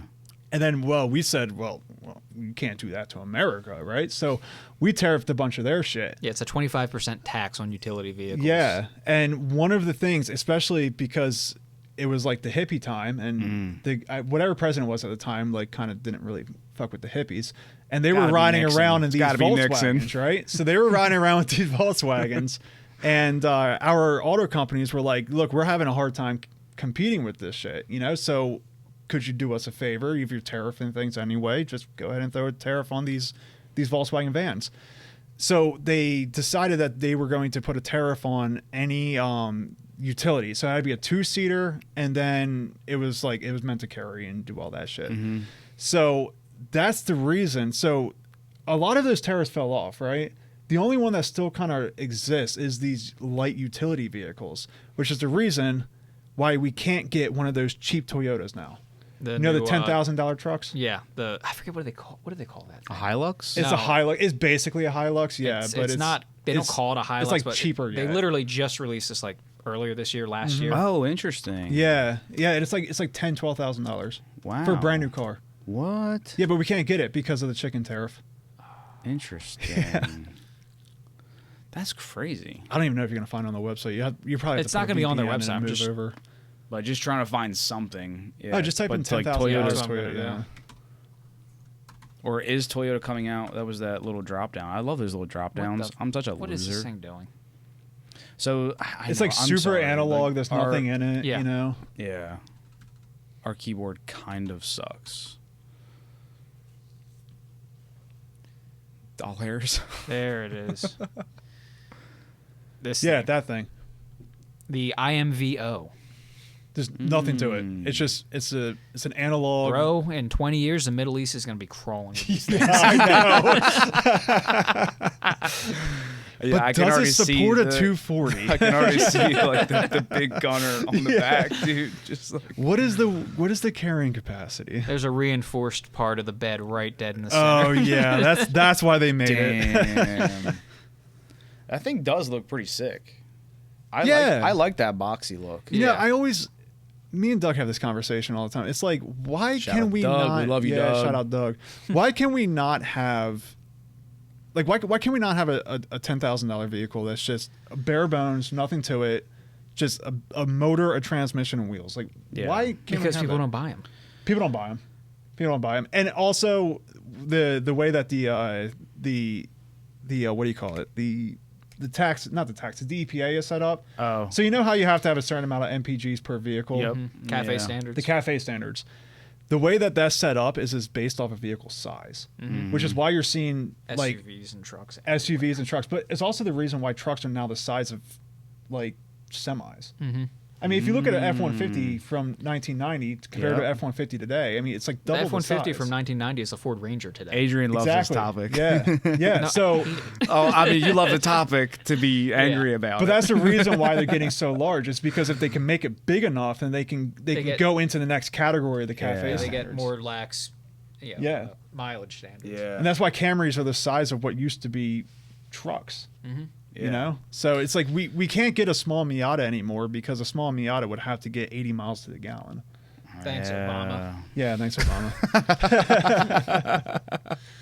The cookie in the glass. That whole thanks, Obama. You ever see that? No, I don't know. What you're dude, pull that up because that's Adrian and I's favorite. Because like that's what he's referring like the thanks, Obama. Because like. That was like a whole thing. Everybody. Oh, I remember the thanks Obama. Anything bad was going on in the country. It was thanks Obama. Yeah. He that wasn't highlighted enough though. How much like flack he did take for like anything that was going bad in his like second term. It was like thanks Obama. Yeah. And so he'll pull it up, but I think a lot of it's deserved. Yeah. Well, probably, but it got so bad that he made fun of it. It's actually really good. Yeah.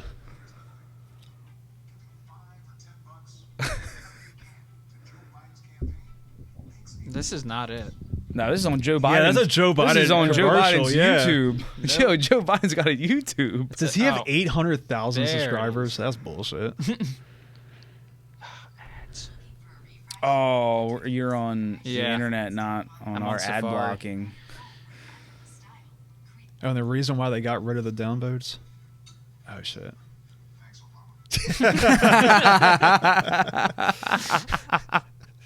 Just him trying to put the cookie. Oh, yeah, it just became a meme, you know? Yeah. Like, it just became a meme. Yeah. Yeah, you stub your toe, you'd be like, God damn it, thanks, Obama. Yeah, exactly. Because it was just so much, and it was honestly, like, as a president, like, whether you'd agree with him or not, it was kind of funny that he, like, made fun of that. Sure. Like, he did a video to make fun of the fact that people kind of were giving him shit. It's like Trump. Like, you gotta you gotta lean into it. It's like kind of like Trump with his, like, the meme where the sunglasses come down, the blunt goes in the mouth. Oh yeah, yeah. It's like when Trump was like, yeah. When he said, like, how are you gonna pay? Remember they tried to hit him with like that multi-billion-dollar or almost $1 billion bail for that lawsuit. Yeah, yeah. And then they finally got knocked down. And he was like, okay, I can pay for it. Then they're like, how are you gonna pay for your bail? And he stopped and he turned around and he came back. He said, cash. Cash. Yeah. So just kind of like leaning into like the things that people hate, you know. Yeah. You just like, lean into the because it disarms them, you know. Yeah, and also like I feel like politics has always been divisive, but like it stopped being fun. Like now, like we see so much of it these days, and you know, like we've been guilty, I'm sure, of just bringing some of it up in the wrong light, like whether we meant to or not. But like, it's just lost its like fun. It's lost its like almost like you having can't like disagree a with someone anymore. Fun, yeah, exactly. You can't. They'll take it personally. Oh no, there's so much like team politics. You know, it's like vote blue no matter who.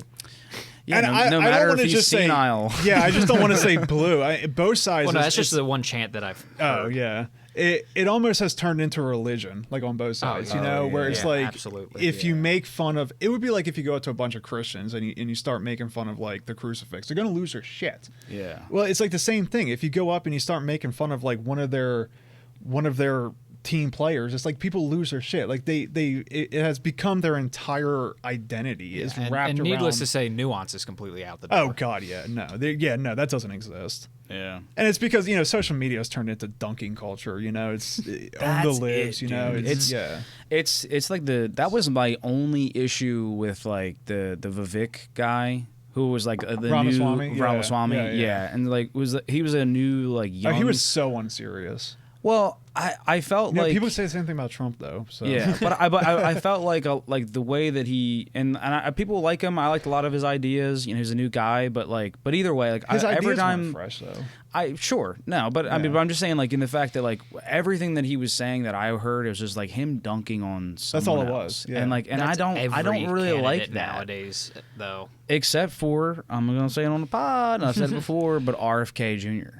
He's the only guy who's running his entire. Got no chance. I know, but he's he's the only guy who's running his campaign towards just being like, how can I help? Like, what does the country need? If you watch any of his, if you've seen, I should say, any of his campaign commercials, it's not mudslinging. He's just talking about what he wants to do. Yeah, and which is refreshing. And what that's very easy to do when you're the third party. Yeah, right. It's very easy to be like, oh, I'm the sane one. Oh yeah, when you're third party, because you don't. He doesn't have a choice though. Yeah, but I feel like he has to run third party. There's no way the Democrats are going to let him run.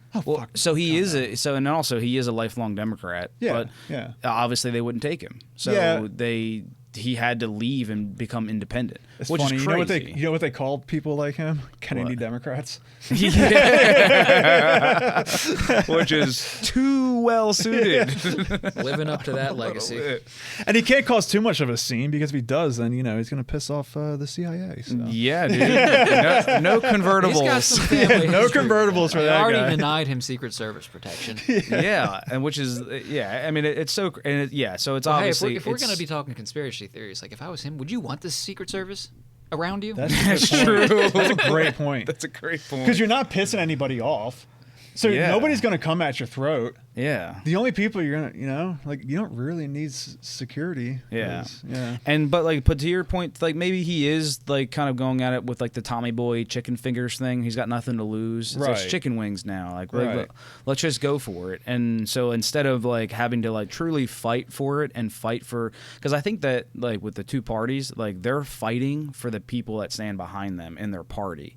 So, like, they have to get up there and they have to, like, make sure the people who are supporting them are going to get them to that seat. So that they're appeasing those people, but he doesn't have anyone sitting behind him. So, like, all he has to do is just win the hearts of the Americans, and then he'll win. And that's how it should always have. That's how it's always been. It's how it should have been. Right. You know, it's kind of showing that, like, these, like, the two parties so far have built, like, such, like, a high walls that, like, it seems like the political, like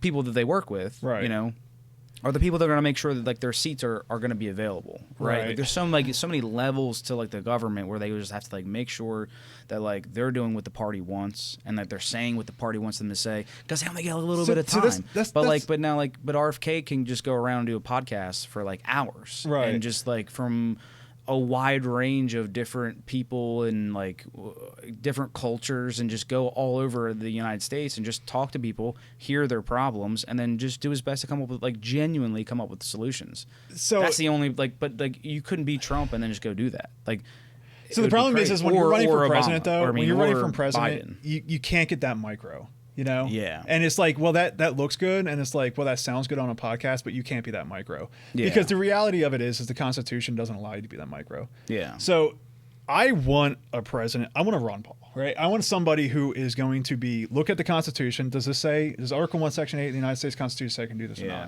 And if it doesn't say I can do it, then I can't do it. Like the whole abortion debate, why is that even a debate? It's not a federal issue. It's a state issue.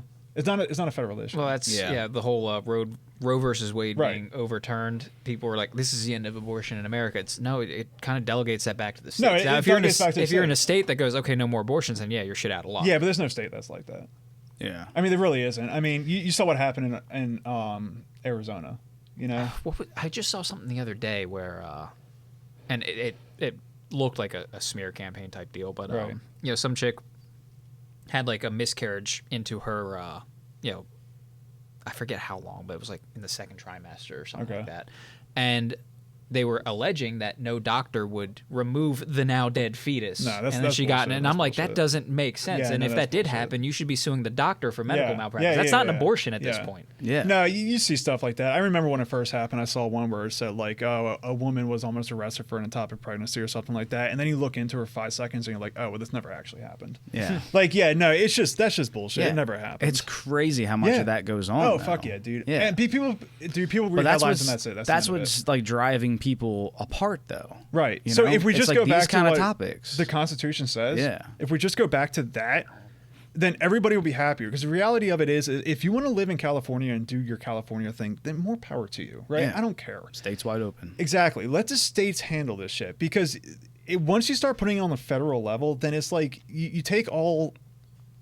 You can't push it on the federal level. And the reason being is because the people who live in California are not the people who live out here. No, it becomes completely ineffective. It becomes completely ineffective, and then you just have people coming at each other's throats. It's like we need to have the most powerful government in our life needs to be the county. Mm-hmm. It needs to be the county. The county needs to be the most impactful government on our life. On your day-to-day life. On your day-to-day life, yeah. The fact that we took county issues and we're making them federal problems is entirely ass backwards. Yeah. And it never should have been like that, which is why you end up with team politics. Yeah, because it's like, I'm going to show you. There shouldn't be anything where California decides to do something and it cascades across the entire country. Because California is wholly different than, you know, bumfuck Pennsylvania. Yeah, well, bumfuck Pennsylvania is entirely different from, well, even in California. Yeah, Northern California to Southern California is entirely... Dude, it's an entire... I mean, Northern California to Southern California is the size of our fucking country. Yeah. Yeah, I was going to say, it's like an entire different country. You have multiple, like, societies. Agricultural. And... Yeah, well, you have multiple societies. You have multiple cultures within that one particular state.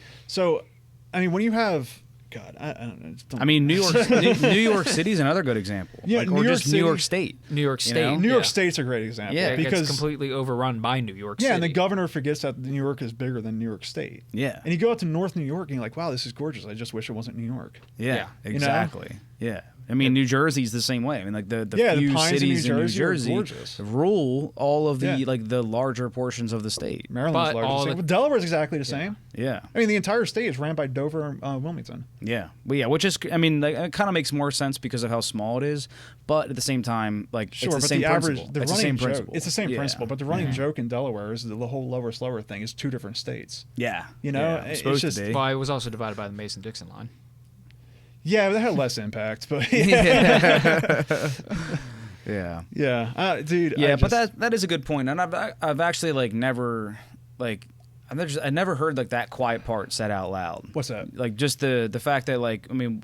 Just by splitting the federal and the I'm like sure state. I bitched about this. No, but we haven't said the quiet part out loud. Is like specifically what I'm saying is like I like haven't like even like we know that like the federal stuff like is the things that are on a federal level like seem to be like encroaching, but like saying that like it's the federal taking it, I feel like that's not true. I think it's more of like people in these states taking it to federal level and like having the federal level picking it up and then like and making a muck of it. Well, we're telling the federal level that you need to do something about exactly, this. And that's a societal problem. That's not a government problem. It's a societal problem because you see it on the right as well. You see it on the right as well. It is both a government and societal because yes, the government is very the people okay are like trying to push all this power onto the government, and the government's also looking for ways to take more on top of it. No, they are. They absolutely are. Yeah. But I mean, you see it on the right. Like they're not the government's not this pushing isn't left or right. This is a government issue. This is I mean, this is just the natural progression of things, which is why we had a constitution to say no, you can't do this. I mean, Article 1, Section 8. What does it give them? Like,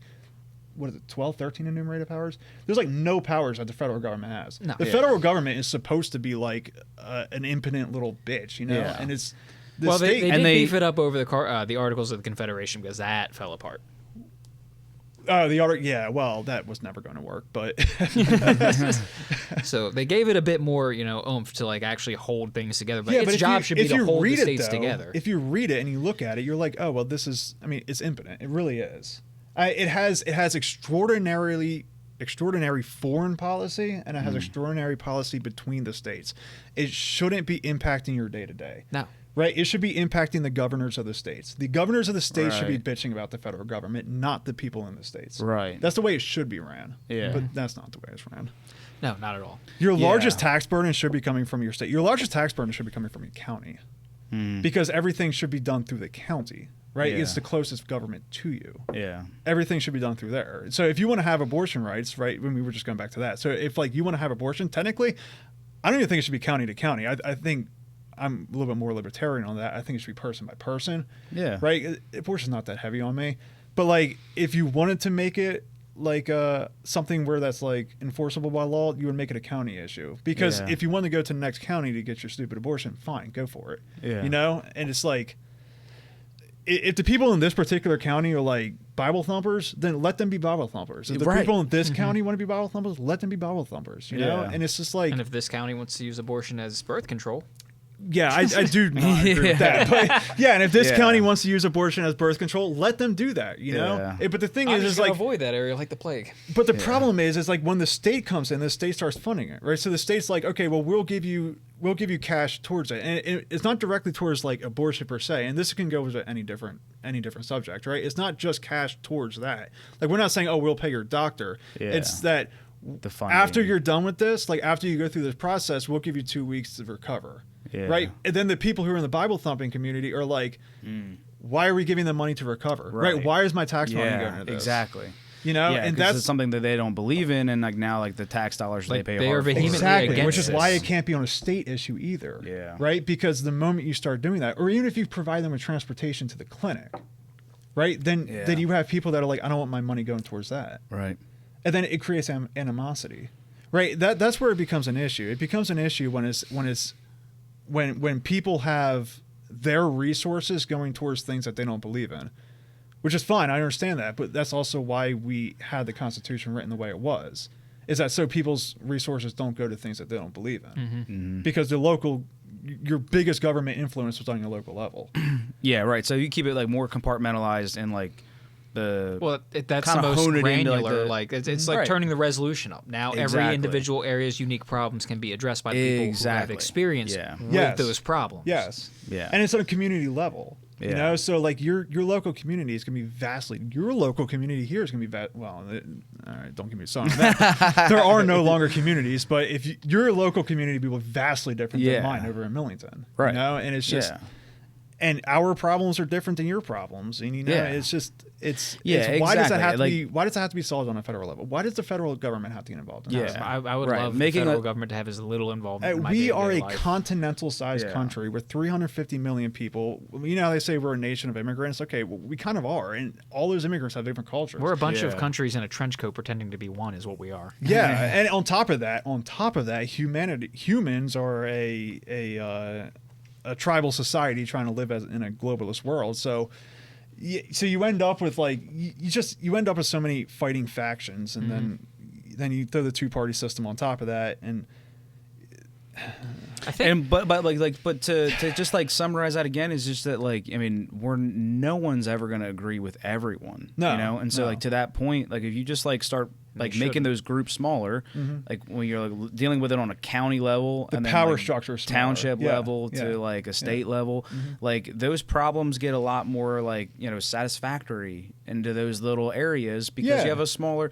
There's a smaller. It's manageable at that point. Or even if a very small amount of your taxes are going to the federal government, then if the federal government goes out and they want to subsidize these stupid things, you're like, fine, you're only charging me $4 a year. What the fuck do I care? Right. You know.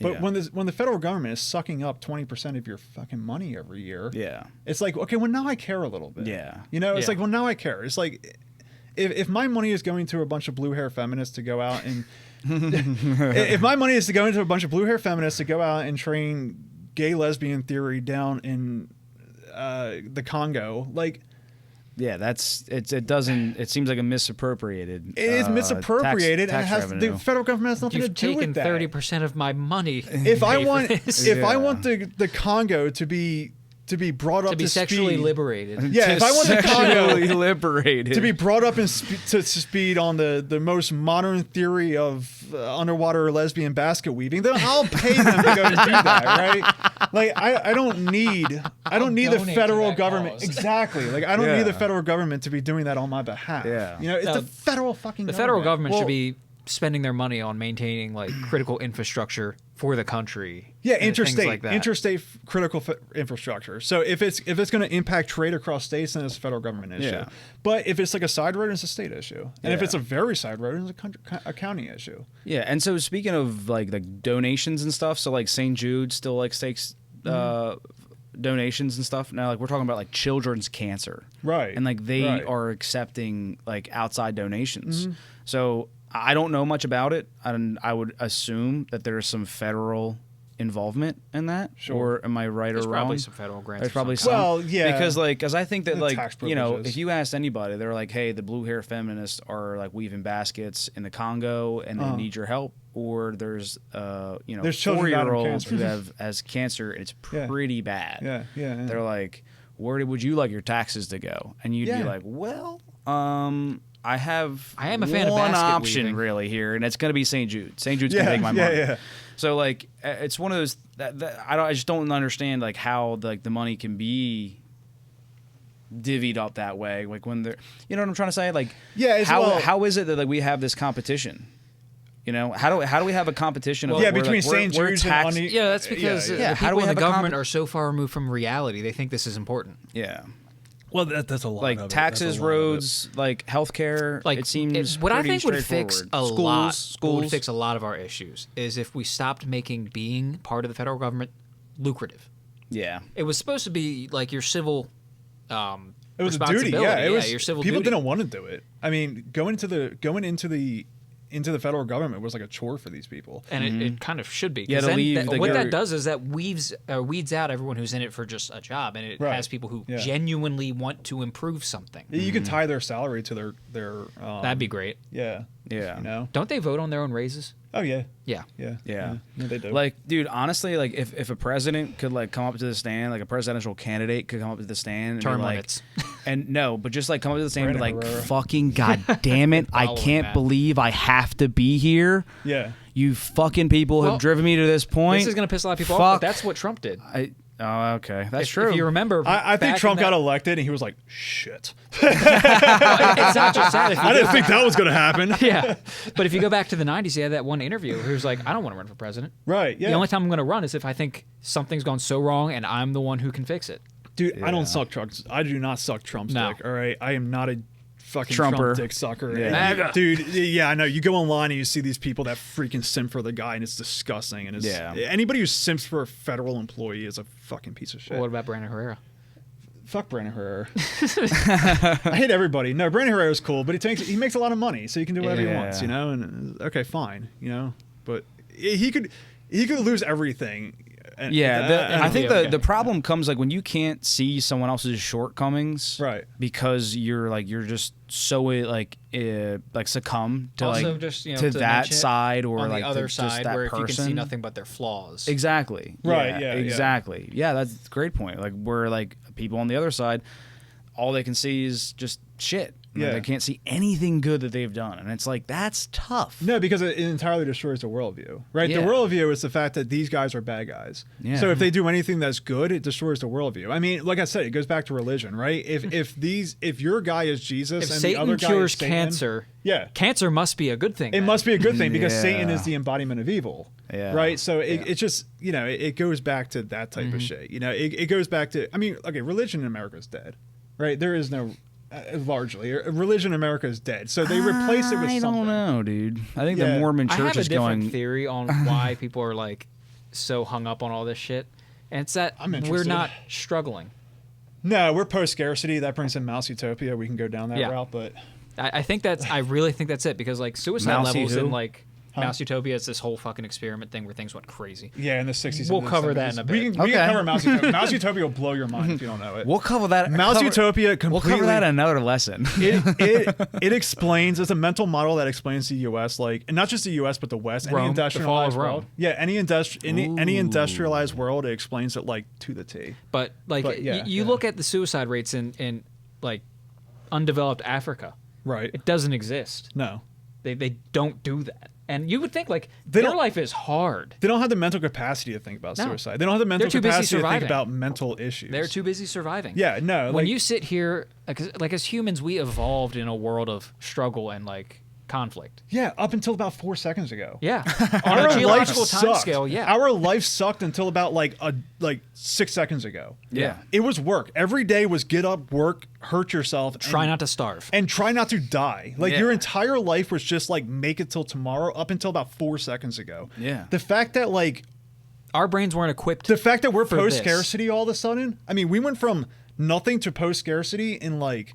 in the geological blink of an eye. Yeah, no, we do not know how to keep up with this. Evolution takes centuries to happen. Oh god, yeah. And our brains are not equipped for this. So I don't want to get off topic, but if I was transported to the year 2500, that's the first thing I would do. I would open up their equivalent of a history book, and I would look back at the years, the 2020s or the 2020s, and I would see, are we the Radium Girls?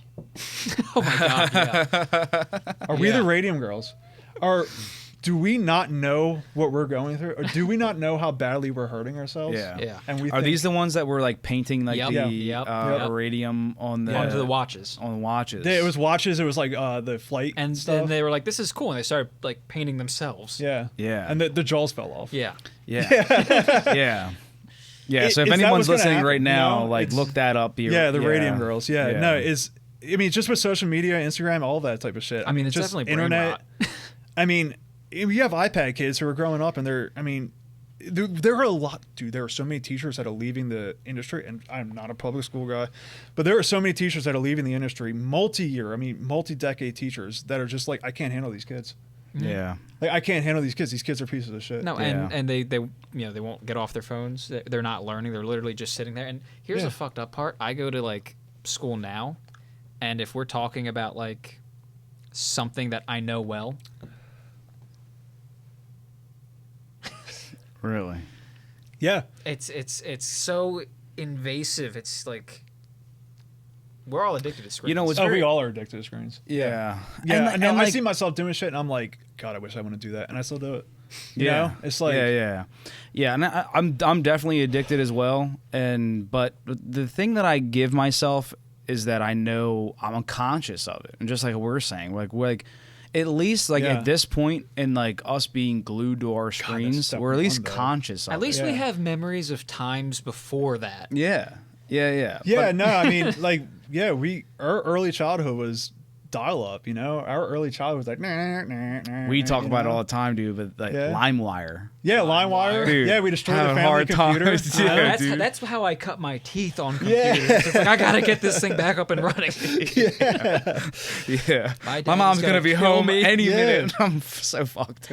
Dude, when I was growing up, if my sister was on the computer, I wasn't. You know, we had one computer. Well, it was in a that. If your sister was on the phone, you weren't on the computer. I don't know if we ever had. My grandmother had that. I don't think we had that. Maybe, no, I know what you're getting at though. Yeah, we maybe had that like for a couple years. Yeah, the very tail end of that. Yeah. I think I was just like too young to. No, that was just because my family was slow to adopt that kind of stuff. Like, we didn't get high-speed internet until like 2000. High-speed internet? You were dealing DSL, baby. No, not even. 5 megabytes up. We went from phone line to like Comcast cable. Oh shit! We didn't even do DSL. All right, but that's how late we were to the game. Yeah, that's my grandparents. Yeah, I remember going in. Like high speed internet was a thing, and we were going in the fucking dial up thing. It's like I just wanted to play Minesweeper. Well, my mom had always worked for Comcast. Oh, okay. Shout out to my mom. Love you. Yeah, so she always worked for Comcast, like from back when it was. What was the name of it? Pre-Xfinity. Before Comcast. I don't know. I didn't know they had a name before Comcast. It was fuck, I'm dying in the water on this. Oh shit. Do I got to look up Comcast business history? Yeah, please do, because I think it was something cable, like something cable. What was Comcast before Comcast? Yeah, but as you're doing that, I mean, Gen Alpha. American Cable Systems. American Cable Systems? No, that was in 12. No. 1968, then became... No, there's another one after that. There's 44 more, or 41 more. Go back. 41 more rows. 41 more rows. It just takes you to here. Fuck. Yeah, well, it's in there somewhere. It's in here somewhere, but oh my god. Suburban Cable. I figured it out. I never heard of that. It was Suburban Cable. I could have helped you out. So when she started with the company, it was Suburban Cable, and then it switched to Comcast, and then literally like up until now. What did Suburban Cable get bought out by Comcast? Yes, it was. Okay. Yeah.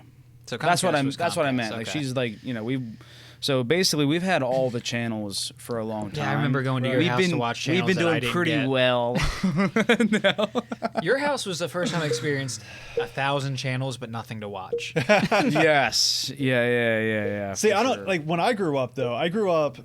The guy only had like a quarter acre. How you What's that? How you doing on whiskey? You got a touch left. I just got a little bit left. Do you want to move on to another whiskey, or I just took a sip. Give me a second to. Well, I'm just wondering. I'm gonna start pouring up. I think Adrian and I are ready. I just finished mine. What do you think's next? Just cheers, man. What's next? I got this Ben Rick. You want to try that? I'll give that a shot. It's smoky. I don't know if you have a smoky one. Space side. We did. We tried a smoky one on the last pod. What did you try? It was the Deacon.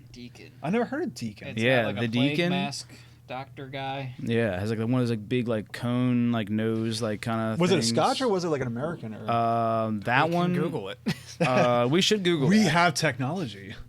Yeah. Speaking of technology, yeah, I'm pretty sure that whiskey, Scotch, it was a bourbon. The Deacon blended sip whiskey. It's a blended. It's a Scotch whiskey. Scotch whiskey. Oh, the plague doctor. Yeah. You know what they use that nose for, right? Yeah, they put herbs and such in there. See, I can't get nothing over on this guy.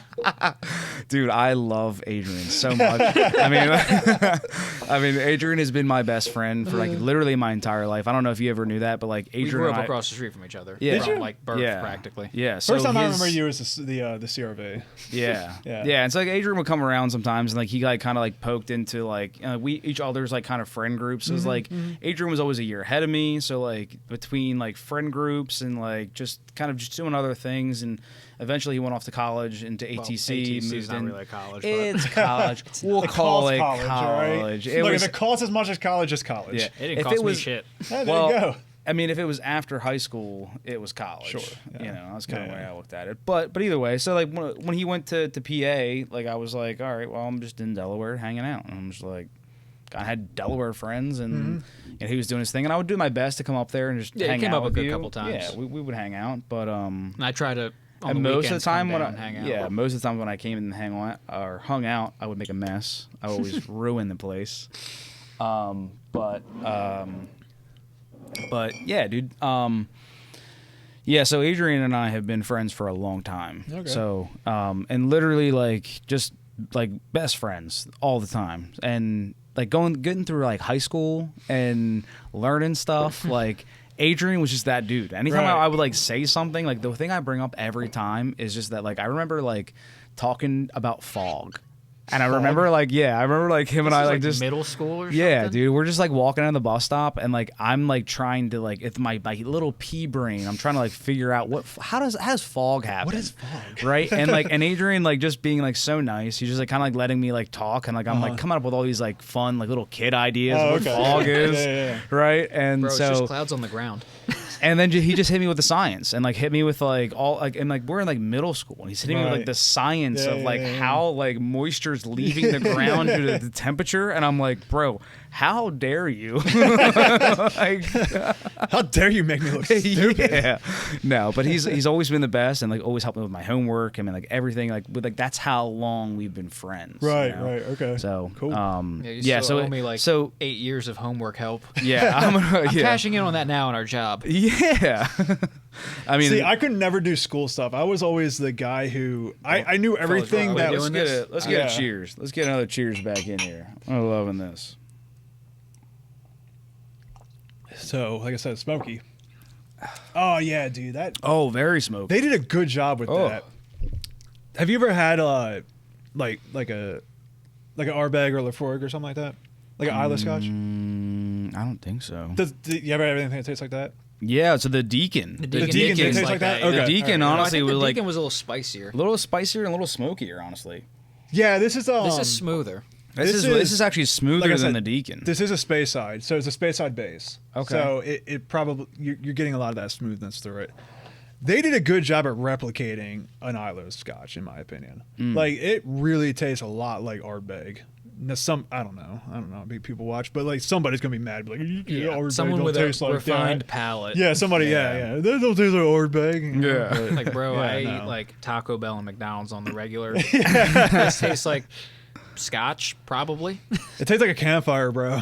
Well, yeah. As long as we're getting the campfire and like we're smelling it, like we're good to go. Yep, that's smoke. Yeah, that's smoke. I mean, it's literally that's what I said. Like I didn't know how to describe it, and it took a few seconds, and I was like, and I could smell my breath afterwards, and I was like, it's a bonfire. Yeah, like, I feel like I can like smell it on my clothes. Yeah, how it smells like after like with your breath. I had my first smoky Scotch was a Lafroig. First time I tried it, I was like, what the fuck. I was like, this is no. I was like, okay, I see why people bitch about this. And then I got about halfway through the bottle. And I said, you know what? This is pretty good. Yeah. And then I cooked the bottle, and then I got myself like a bottle of Ardbeg, and I was like, damn, I fucking like this stuff. Yeah. I don't know. I developed a palate for it really quick. Yeah. Like, I feel that's really how like alcohol works. Like the more you drink, you're like, I do like this. Yeah, wait a second. That's just Stockholm syndrome, bro. Yeah. Yeah. Okay. Yeah, I'm not my palate's nowhere near refined enough to get anything other than the smoke. I am not getting dark chocolate, fruit peel, brown sugar. That's Adrian, you wanna read the label again? Which one was that I was reading? Oh, that was Redford Redwood Empire was the one where he just like happened to pick up the bottle and like just started reading it, but like we had enough whiskey where like he started to read it like a pirate. And like now he's pirate. I thought I was channeling like sophisticated aristocrat. Where did you get pirate? I got pirate. I got like pirate reading a bottle, but he was reading it, and then we're like, what the fuck? And I'm like looking at him. I'm looking at Dog. Oh no, because we were talking about like, people being like pretentious about it. I think, and I was like, yes, 3 casket maturation and with ripened fruit. Yes, Hogan Dargan. Yeah, but like so, like Adrian gets done and Doug just leans in. He's like, "Hey, yo, is you good?" Because it was like one of those moments where like Adrian was just like beside himself. He was just kind of like just got lost and just like thought out loud. It seemed like. Yeah, no one asked for that. No one asked for that. We didn't know we needed it. That's all. Oh God. Yeah. Yeah, but this is good. This is certainly compares, I would say, to. Yeah, if I wanted something with more of a bite. To The problem is I have to buy another bottle. And so what is that? Yeah. It's been fun. It was a good way to end the bottle on the pod, huh? Okay, yeah. Yeah. I was going to bring the double oak. I got 2 bottles of that. Double oak, so is that smokier? No, double oak. No, that's just Woodford double oak. Okay, I know nothing Yeah, about whiskey. yeah. It's like a. But this says smoked oak on the bottle, so if this is smoking, you're talking about double oak or double oak. Is it smoked oak? Well, that's what it says for palate. I don't think that means it's in there. It's what it's like. I was wondering what they smoked it with. It might be oak. Like I said, the Islas I smoked with peat, so. Yeah, peat moss. Yeah, so I was wondering if they smoked this with like oak smoke. Probably. Which probably because it tastes oaky. Well, it doesn't taste like it doesn't have like that iodine like the Ardbeg has. Iodine. Iodine. Oh boy. Yeah, my wife says it tastes like Band-Aids. Interesting. Yeah, I thought you mentioned that. Yeah, you mentioned that earlier. It does kind of taste like Band-Aids. I'm not gonna lie. I haven't licked any Band-Aids. You haven't licked any Band-Aids? No. Have you ever played? Boy, have you not lived? Boy, have you. There's a whole nother world out there, man. The licking Band-Aids world is wide open. The licking Band-Aid community is hot on Reddit. All right, man, I gotta check that out. You know what? There probably is a licking Band-Aids community. Dude, don't put it past it. Don't even look it up. Yeah. Have you ever play that Jelly Bean game? The Jelly Bean game? Oh yeah, dude. Please elaborate. Please. Elaborate. No, you guys don't know. I mean, maybe it's like a jelly bean. God, what is it? It was like you spin a thing, right? You spin like a thing, and then it goes around and it has like a color, I think. Maybe it's a name, I don't know. But like, you can either get a good tasting Band-Aid or jelly bean. Jelly bean. You can either get a good tasting jelly bean or a bad tasting jelly bean, and they both have the same colors, right? But it comes in the same pack. Yeah. So like pear is the green with the dark green dots. Mm-hmm. Well, it would either be a green with a dark green dot, or it would be a green with a dark green dot. But one would be pear, and one would taste like boogers. And I think I've heard of this. Yeah. So one of them is like used Band-Aid.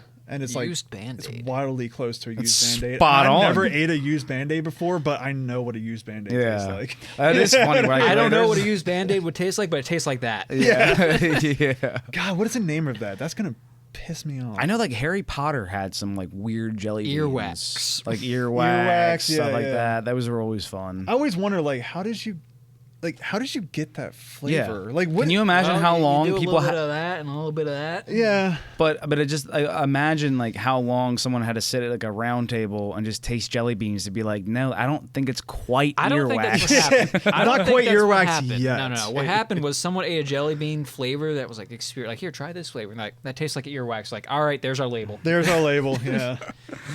Yeah. I always wonder if they have like one of those paint, like the paint identifiers they have at Home Depot. They can like put on. Oh, thing. yeah. It's like an Yeah, RBG. yeah. Like they figured out. I wonder if they have that for like flavors. Well, I mean, we have a pretty good grasp on like what chemical compounds make what flavors. I watched some guy on YouTube make grape flavored soda out of nitrile gloves. That's not a red.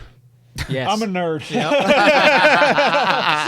You knew exactly who I'm I was a nerd. talking about. I love that you guys are bonding so well. That's not a red. I knew this was gonna happen, and what's so funny, and then I'll say it like because of when you were coming on and we were just kind of talking about what we were going to talk about and like what to bring up, and like you were like kind of looking for a debate, and I was like I think that you're gonna love Adrian, so I don't think there's gonna be much of a debate. Well, that's what I told him. I was like, man, I would love to debate you because it's like, like yeah, that's gonna be like, yeah, that makes sense. But we would just agree on everything. You guys are just pumping each other up. Yeah. We're like, wait, we're running for Congress? Yeah, let's do it. Honestly, we could be looking at two presidents, two president, vice president. That's the last thing I would want to do.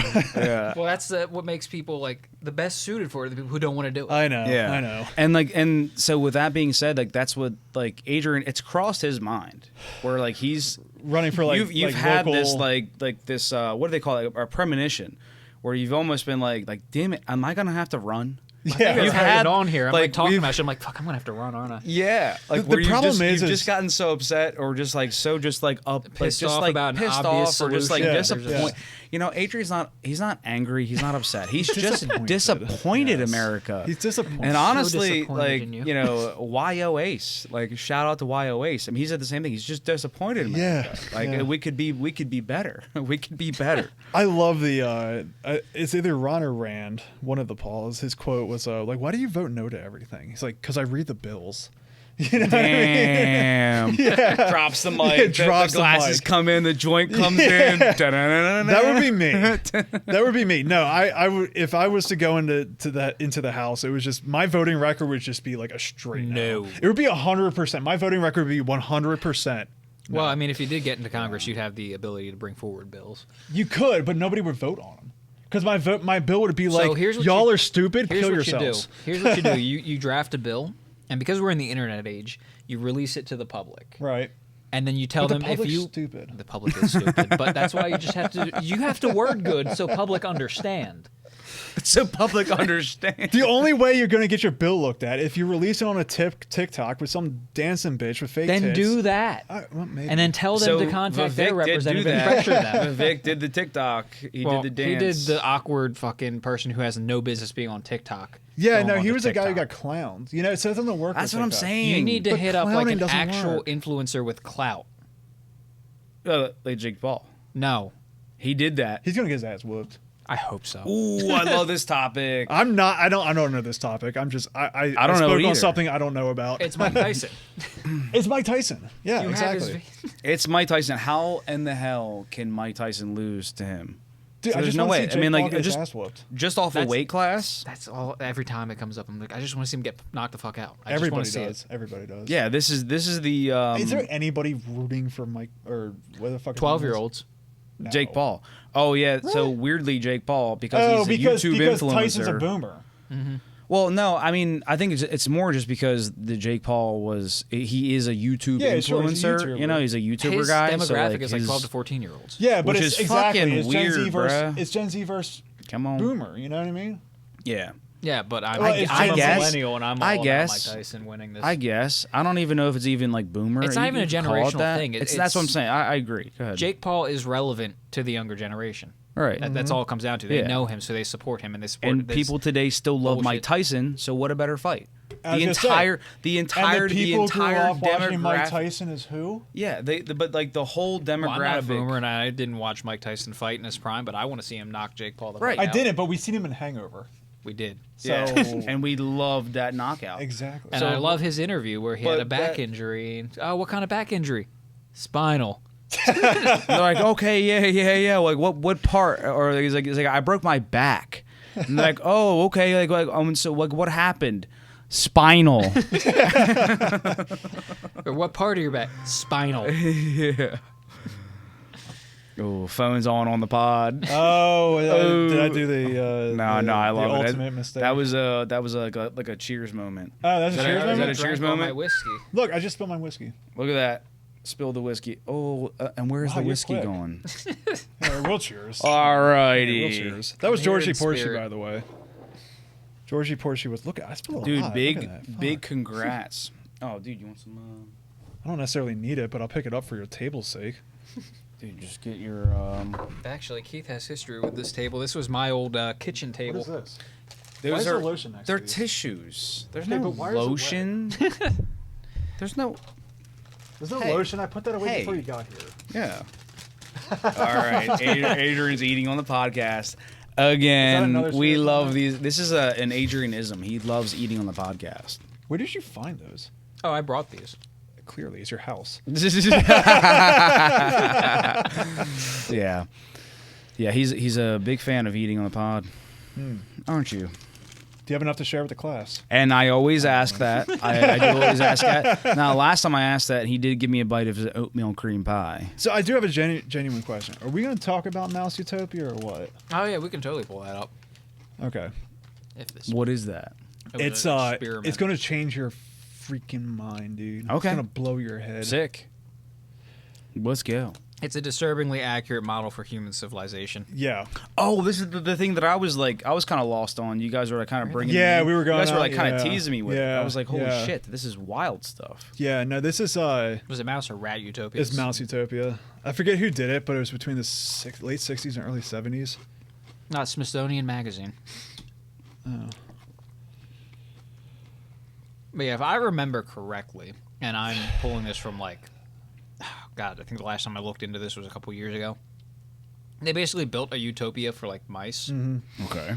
And to grossly oversimplify it, because I don't remember all the details, it led to like population collapse because of overpopulation. It wasn't overpopulation.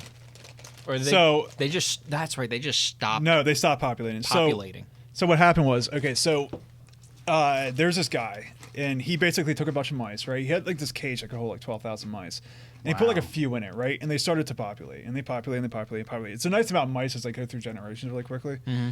So, it's a good model to like collapse time, like to just do to condense time. To condense time. Yeah. Exactly. So basically, what happened was, I'm going to get things wrong, but basically what happened is that he behavioral sink is the he made this cage that could hold like 12,000 and he put like a few in, and then what they did is the population exploded. So he made the situation where there was unlimited food, unlimited water, like the conditions were perfect for breeding, right? Yeah. The conditions were perfect for population growth, and what happened is the population exploded, and then they stopped breeding as fast, right? And then he started noticing, I think he called them the beautiful ones, right? He started noticing certain male mice, they weren't as interested in breeding, and they started like grooming themselves. Mm-hmm. And that's all they did. They spent their entire lives like grooming themselves. And there's a bunch of different populations within these mice communities. Interesting. And they all had a different sort of style. So they had the beautiful ones that just groomed themselves and didn't do anything else. They socially isolated. They had others that were like super anxiety. They were like heavily anxiety. Well, yeah, it was saying right here that like some of them, they would stop eating unless there were other mice with them eating. Yeah, those were the ones that were like super self-conscious, and they wanted to make sure that the group was doing something first.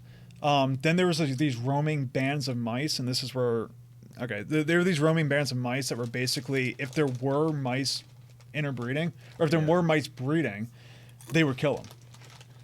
And it turned into like this massively, like what we're seeing today, this massive like anti-natalist sort of situation where like anti-natalist, like no reproduction, yeah.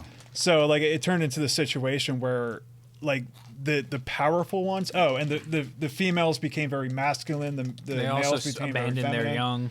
Yeah, and it just basically it collapsed. Society collapsed. Is this 2024?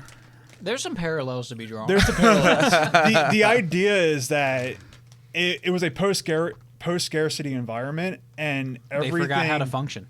Yeah, they entirely devolved into... Though physically able to reproduce, the mice had lost the social skills required to mate. Yeah. They devolved into decadency because it was like there was nothing to... See the collapse of Rome. Yes, absolutely. We're seeing a lot of it today. That's Adrian. I mean, have you guys? Okay, is that your thing? I mean, have you looked into? No, that was his little hint there. He was like he was saying yeah. like collapse of Rome, because a lot of people have made a few parallels that have made sense, and like the first one is, which I respect, but like the disassociation with gender is the first sign of the Roman Empire collapsing. Did they do that in Rome?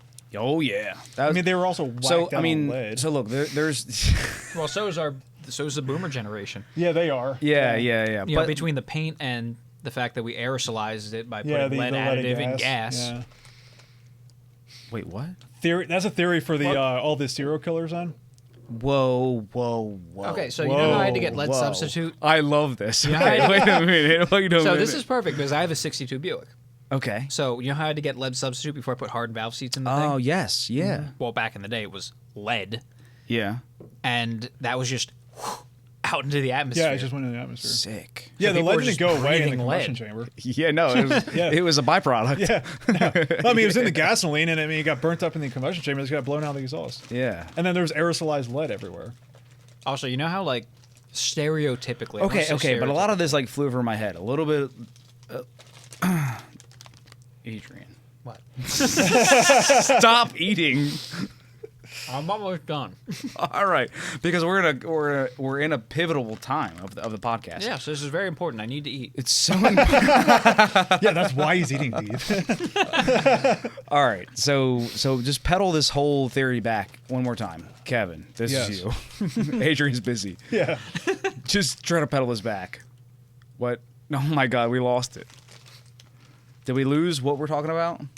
You said pedal. What are we pedaling back? This is a pivotal moment. We're talking about lead. What we're I think you about. brought up serial killers. I brought up serial killers and you stopped me. Yeah, Okay, yeah. No. I want you to keep going. All right. So the idea. So the theory is, I brought this up to my sister, and she declaimed it, but she's in school for like psychology.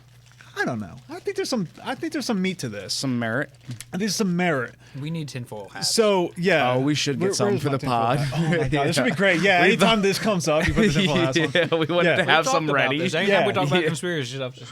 So the idea was that, when did cars? Okay, when do you Great think for the podcast? When do you think cars like exploded? Right? When was the average American having a car? Probably post World War II, so 50s. 50s, right? That's what I thought too. So 50s was when 20-year-olds were born in the so 70s. You saw all these serial killers, right? Man, that makes sense. And they were born around this. They were like 20 years old, 25, 20, 30. So they were born in the 50s, early 40s or late 40s. Mm-hmm. They would have grown their entire lives inhaling this leaded fumes. And now you're seeing a bunch of serial killers. Why don't we look up the side effects? It's not the symptoms of lead. It's you. I'm sorry. Why don't we look up the symptoms of like lead poisoning? Oh yeah. Adolescent. Look up adolescent. Injury. That's where it really matters. Lead exposure. How about lead that? exposure to adolescence. It decreases their IQ. It increases like symptoms. What is the word? Yeah, very interesting. It also lines up with a lot of like the Karen style boomer stereotypes, from what I remember. Yeah, but they're a little late though. The Karens are just. I mean, there's. I think I think they've always existed. I don't Karens know. always There's gonna be no Karens. way. Yeah, but now we have social media and cameras everywhere to really put the behavior on blast. Well, that's the thing too. We're also looking for it. Exactly. It was like when remember when that's the confirmation train bias. It's confirmation bias. Yeah. But like when the train derailed, like we saw like a whole bunch of train derailments. It's like, okay, trains were always the media right? just Which started is looking, for for those kind of things. Irritability, though. Yeah, irritability. Keep going. Is this adolescent lead exposure? Or is this like chronic? I think this is just chronic. Acute. That looks like acute. And lead newborns, in children, developmental delay, learning difficulties, irritability, loss of appetite, weight loss, sluggishness and fatigue, abdominal pain, vomiting, constipation, hearing loss, seizures, and eating things such as paint chips. Pica. So it's a it's a vicious cycle. You get lead poisoning and it makes you want to eat paint chips, which have lead in them. They didn't put serial killers on there. Yeah, they didn't put serial killers the on. That might irritability. just blow my entire theory. No. The irritability right there. Yeah. That could be. Well, it does lower your IQ. That's obviously. But serial killers are antisocial. So like, does it cause antisocial? Things. Yeah. No. I mean, I can. Look, it was a theory. It was something I heard, and I was like, oh, that could make sense. It was like the same as like the collapse of Rome. Was it lead? Well, they use lead piping for their aqueducts. Yeah, or is it just like a coincidence? Because it can be. It's a crazy coincidence. Well, come on, like, we got mass shooters there today. Was back then they had serial killers, right? There was a lot of lead. Bro, hang on a minute. I feel like speaking of that, I just realized like a week ago, I was like, there hasn't really been a mass. Well, we're not close enough to the election yet. We did have saying that one quiet guy, part out we loud. did have the one guy set himself on fire. Yeah, but he was a freaking nutbag though. Like he was just taking advantage of the news. That's Which kind of a the prerequisite which for of setting the Nah, this was just a guy who was taking advantage of the news cameras. He wasn't like that Palestinian guy. Actually, did you notice? I saw a clip. It was one of the CNN reporters. She was there live, and the first thing out of her mouth was the active shooter.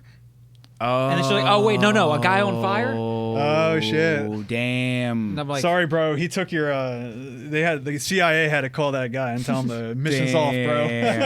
Yeah. But it's just like that was your first reaction. Yeah, but and again, like no conspiracy theory attached to that, but it's just like it's almost like more of a sign of like a stigma. where like people are just so used to it. I have to pee. Can we call a? We can. Yeah, let's do a pee break. Pee break. Pee break. All right. Back from the pee break. What were we even talking about? I don't even know. I don't know, but No Days Wasted was something we were looking at off the pod. Off the pod. It's an electrolyte. You know what that is? That's the what do they call it? The liquid IV. That's we what were that talking is. about So now that the Mouse Utopia is what we were talking about. Yeah, we were talking about Mouse Utopia. Yeah, but I mean, but before that, but I will say that the liquid IV thing though, like we use those and like we do love those, and it's a good alternative to just Gatorade. Pedialyte. You know, or Pedialyte, classic fallback. Classic, but I mean, classic cheaper, fallback. Though, you yeah, know? classic what's fallback. Is it, is it liquid IV or? Dude, I'll do a little bit of that. Let me just close this down. Yeah, leave that with me. Oh God, I just opened another beer. I'll be good. Yeah, you're good. But yeah, liquid IV honestly is a good alternative to just Gatorade, because it's not that like liquid IV doesn't already have sugar in it already. It does have a good amount. I think it's like 11 grams, but like it's not like the 30 grams that are in the. You see, and Gatorade has also like a bunch of other like weird additive stuff that's in it, that like even the sugar-free stuff. There's a lot of like the ingredients list is just long, and that's concerning. So like if you're looking for like Gatorade, instead just go with liquid IV. Right. And there's Pedialyte. Yeah. I would say that I don't know. There's some other brands out there as well that are like liquid IV. I think I'm trying to remember the name of the other one I tried, but like there's other stuff out there that's like liquid IV, but it's just not the same. See, I never done that. I never, because it's a lot of it's all like granular. Sure. It's all like just very. It doesn't mix well, and so like, the thing is like with liquid IVs, it mixes up really well. Right, so like, you're just like drinking this electrolyte drink that has the same consistency that like Gatorade would, right? You know, and it doesn't have that like weird like you get to the bottom and it's just like it's kind of there's like stuff. There's like stuff in the bottom. Yeah. But I never done that. I never woke up with a hangover and was like, oh, let me go and try a Gatorade. No. So it's the night before. It's always the night before. Is that what you do? That's what I do. That's the like night how you before, prevent hangovers. Exactly. It's just because you've been. I tried that NAC. I'm telling you, man. NAC. So NAC. I'm yes, telling you, that's pretty fucking dope. That was the. It's really it's doing things. Actually, speaking and of I'm not the guy to say. So that was like, the start of I mean? our liquid IV Gatorade Speaking topic. of like weird hangover cures, there was some article that I saw a while ago, and I'm not going to be able to find it again, but they were saying like if you drink like tea, that actually makes it worse because there's some compound that like accentuates. It interferes with like liver function in a way that makes it not process alcohol as much. The oxalate. However, Sprite of all things actually has compounds in it that help break down like the alcohol faster. So like, grab a bottle of Sprite or a can of Sprite. Yeah. Well, you just look for liver enzymes then at that point. Yeah, I forget the science behind it. Like I said, I haven't seen that article in years. I doubt I'm going to be able to find it. Well, anyway, that's why this stuff's supposed to work, because it increases it. What is it? Is it an increase or does it? Is it a? Yeah, Adrian. What is the? Can we find like? Oh, so explanation. I know it's something to do with liver enzymes. Well, you might want to type in like NAC and then hangover on the last tab that you were just on. Well, that was the Mouse Utopia thing that we need to get back to. But yeah, that's a thing. But the last tab that you were on talked about an explanation. It was Wikipedia.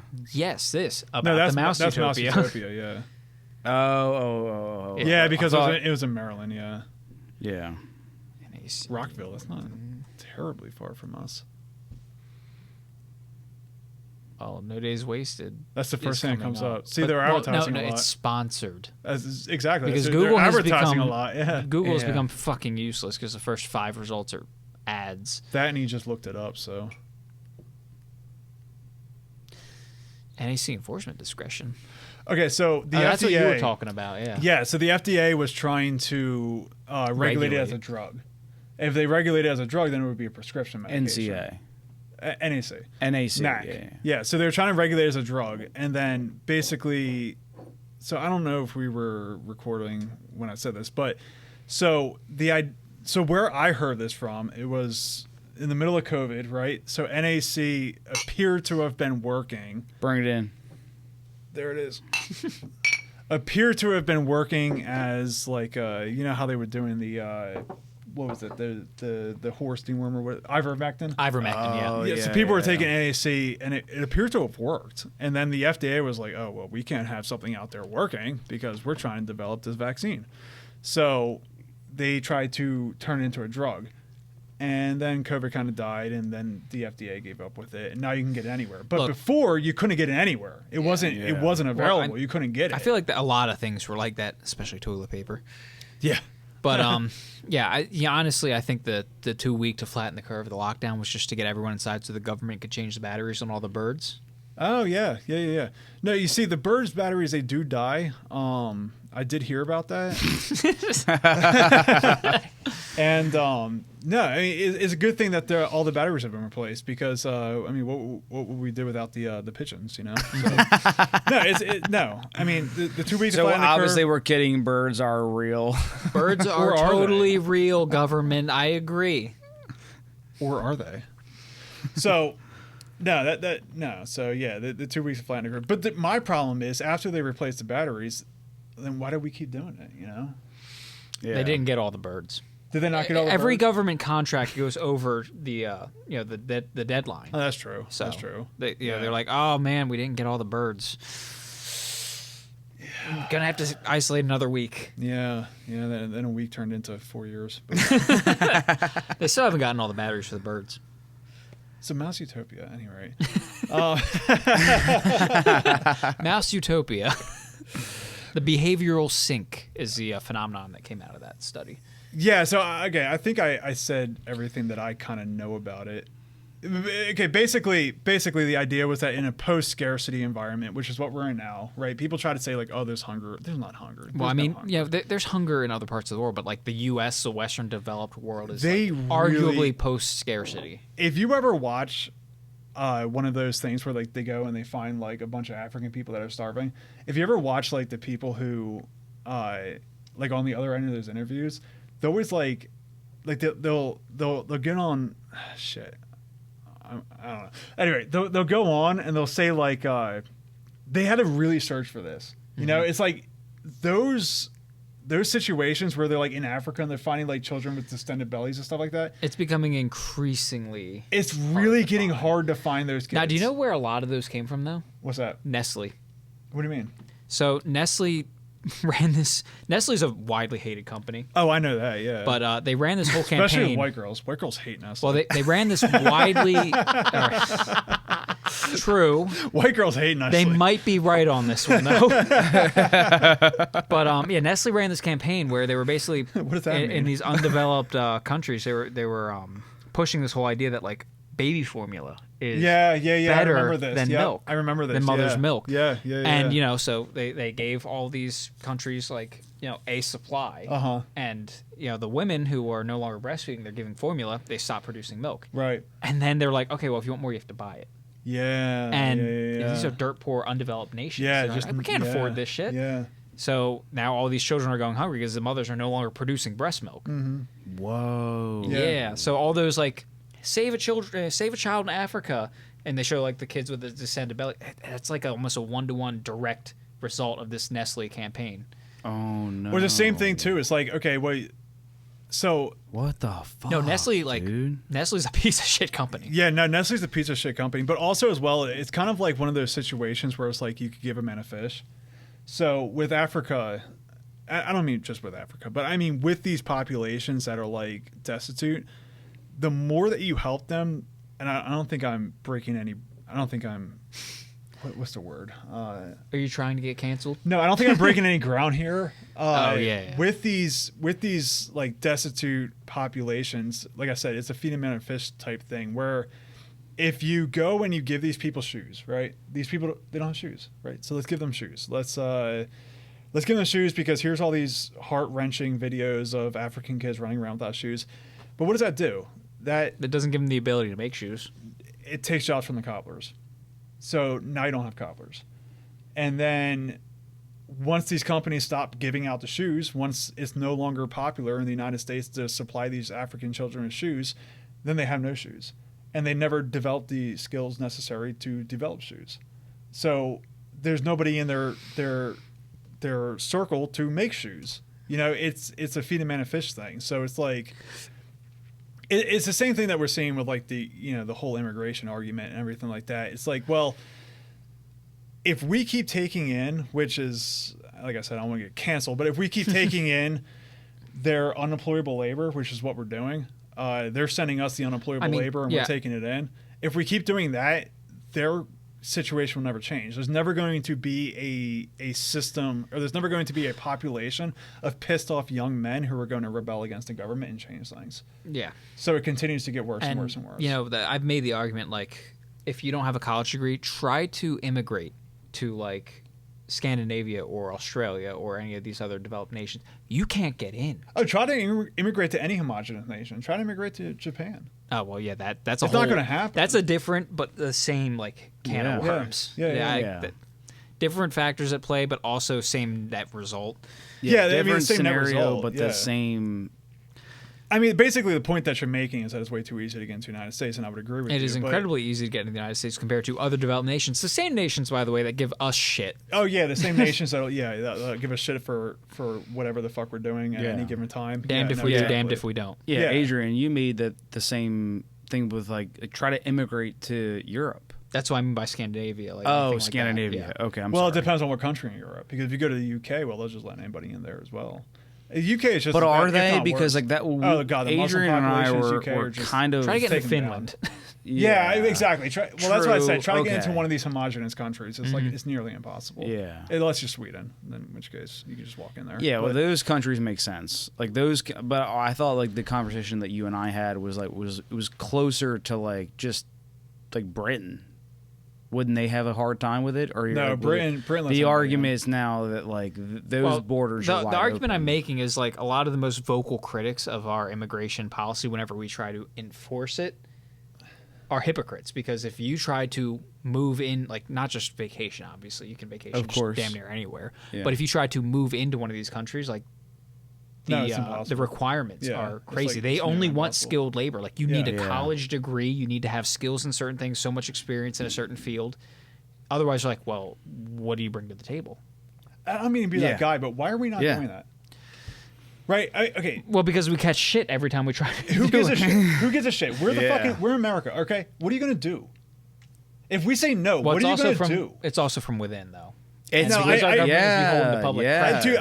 that, but like it pisses me off because it's like, okay. Well, yeah, you're preaching to the choir here. No, I know, but it's like no, but you were hoping for devil's advocate. we were trying our hardest, but we're so on your side. I know. It's like we're the last remaining superpower. It's like all we have to do is say no.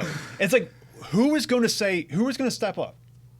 Well, we'll get very strongly worded letters. Our Navy alone can take over the world tomorrow. Bro, our military spending outspends the next like 5 countries combined. Our airship carriers could take. We don't need the Marines. We don't need the fucking USAF. We don't need anything. All we need is our 7 aircraft carriers. I think we have more than that, but I think we need 7 aircraft carriers. We could take. It's not just the fact that we have 7. It's the fact that a lot of them are nuclear. We have more propulsion. Nuclear propulsion, so they can be anywhere at any time for an indefinite amount of time. And it's like, so are we just going to bring ourselves down to the lowest common denominator? I mean, like, we are the most powerful country in the world, and we're just allowing ourselves to just bring in the unemployable labor of the rest of these third world countries. The argument is that they're doing. Why are we bringing these people? The argument is that they're doing the jobs that Americans don't want to do. Well, here's my counter argument. Okay, so what is all these other people going to do? Here's my counter argument to my own point that I just brought up is that, well, maybe if they paid a appropriate amount for those jobs, people would want to do them. Okay, And I mean, well, that's what I'm saying. Like, okay, I'm a big proponent of there should be no minimum wage. You want actual opposition? I kind of oppose that. You can, let's do this. Let's do this. So, minimum wage now is not a livable wage, obviously. It's not a livable wage, but it's never meant to be a livable wage. Originally it was. I have a hard time believing that. Well, here's the thing. Because what is the minimum wage supposed to be for? It's supposed to be for entry-level people, right? So Yes, and you were supposed to be able to carve out, not a glamorous living by any means, but you're supposed to be able to afford to fucking live on the original minimum wage. Yeah, but what does living mean? So today living means buying a house and white picket fence and everything like that. Back then, that wasn't living. Well, here's the thing. I live in a fucking apartment. I would like to get into a house. But at the amount of money I make, which I won't say out loud, obviously, but it's well above minimum wage. Sure. I can't put together enough money to get a fucking house. Okay. I can't. I have no mobility. We're in a situation. We're in a time where things are problematic, and that doesn't necessarily mean that we need to adjust the minimum wage, though. There's other things we need to adjust. Plenty. But the fact of the matter is, minimum wage has been stagnant for so long. It's beyond. It's so far out of sync now. Yeah, but nobody actually pays the minimum wage. And I made minimum wage at the first job I took in 2012. So yeah, you took that for what, 6 months? Yeah. Well, yeah. I was there for 8 months, and then I quit that job only because I moved to PA. And then you made more because you had work history. Yeah, actually, I did not. But I also didn't make any money for like 3 months. yeah. But the point is that you received work history, and then you made more money Slowly over time, which is what everybody does. eventually. Yeah. So, but the reality of it is nobody's paying $7.25 today. And obviously, like, Adrian's playing devil's advocate, which, because we talked about that a lot with like the fact that the federal minimum wage is this, but the actual minimum wage is really delegated by state to state. Mm-hmm. Even like county to county. Well, yeah, because like California's got like what 15. I think they just bumped it to 17 or something like that. Well, they just raised all those restaurants. Did you guys see that? Yeah. When they raised it $20 an hour, and now a bunch of them are closing. And then they all shut down. So here's where I stand on that though. Like, I do think our minimum wage federally is too low. I know you said you think we shouldn't have one, but none. But I would agree because at what point does the federal minimum wage even matter when it goes state to state? Because there's tons of people who live in California and were able to hold a job in California and then live in Arizona and do it remotely and got paid California wages because the cost of living is very high, so they have to pay. Yeah, but a lot of people shut that down. Oh, sure. Which is another whole fucking can of worms I could rant about. Sure, that's a loophole. That's a loophole. Yeah, but it's an example of how living in California is different from living in Arizona. So why would there be a federal minimum wage? No, there shouldn't be a minimum federal because wage. Literally the minimum wage between Arizona and California should be like this. It should be like this. And it certainly is, which is what you're actively exactly. seeing. You do see that. You don't see anybody working in California by the for state. $7.25 an hour. Exactly. By the state. Sure, but I know, but I know what you're saying. I'm playing devil's advocate. Well, here's the thing. I think way. that we as a country, if you go back to our heyday, which many would agree was minus the social issues, it was the 50s into the 60s, right? Oh, I think the social issues are much better in the 50s. Hey, yo, easy. No. Hang on. That's easy. It's easy to say coming because we're white. Strictly economic. We're white, bro. Strictly economically speaking. We got to really remember what was going on in the 50s. Obviously. All right, I don't think everything was better. Appreciative of the racial aspect. I don't think everything was better in the 50s. It's not. I think the family component was better in the 50s. It definitely was. Yeah. For every race. Let me put it that way. For every race. Yeah. Regardless, strictly from an economical standpoint, our heyday was the 50s, 60s. Yeah, but that was post-World War II. Yeah, sure. I mean, that was massive I think growth. we should strive for that, though. Yeah, but that was massive growth. You're never going to get back to the 50s. Well, that's because we outsourced all our fucking labor.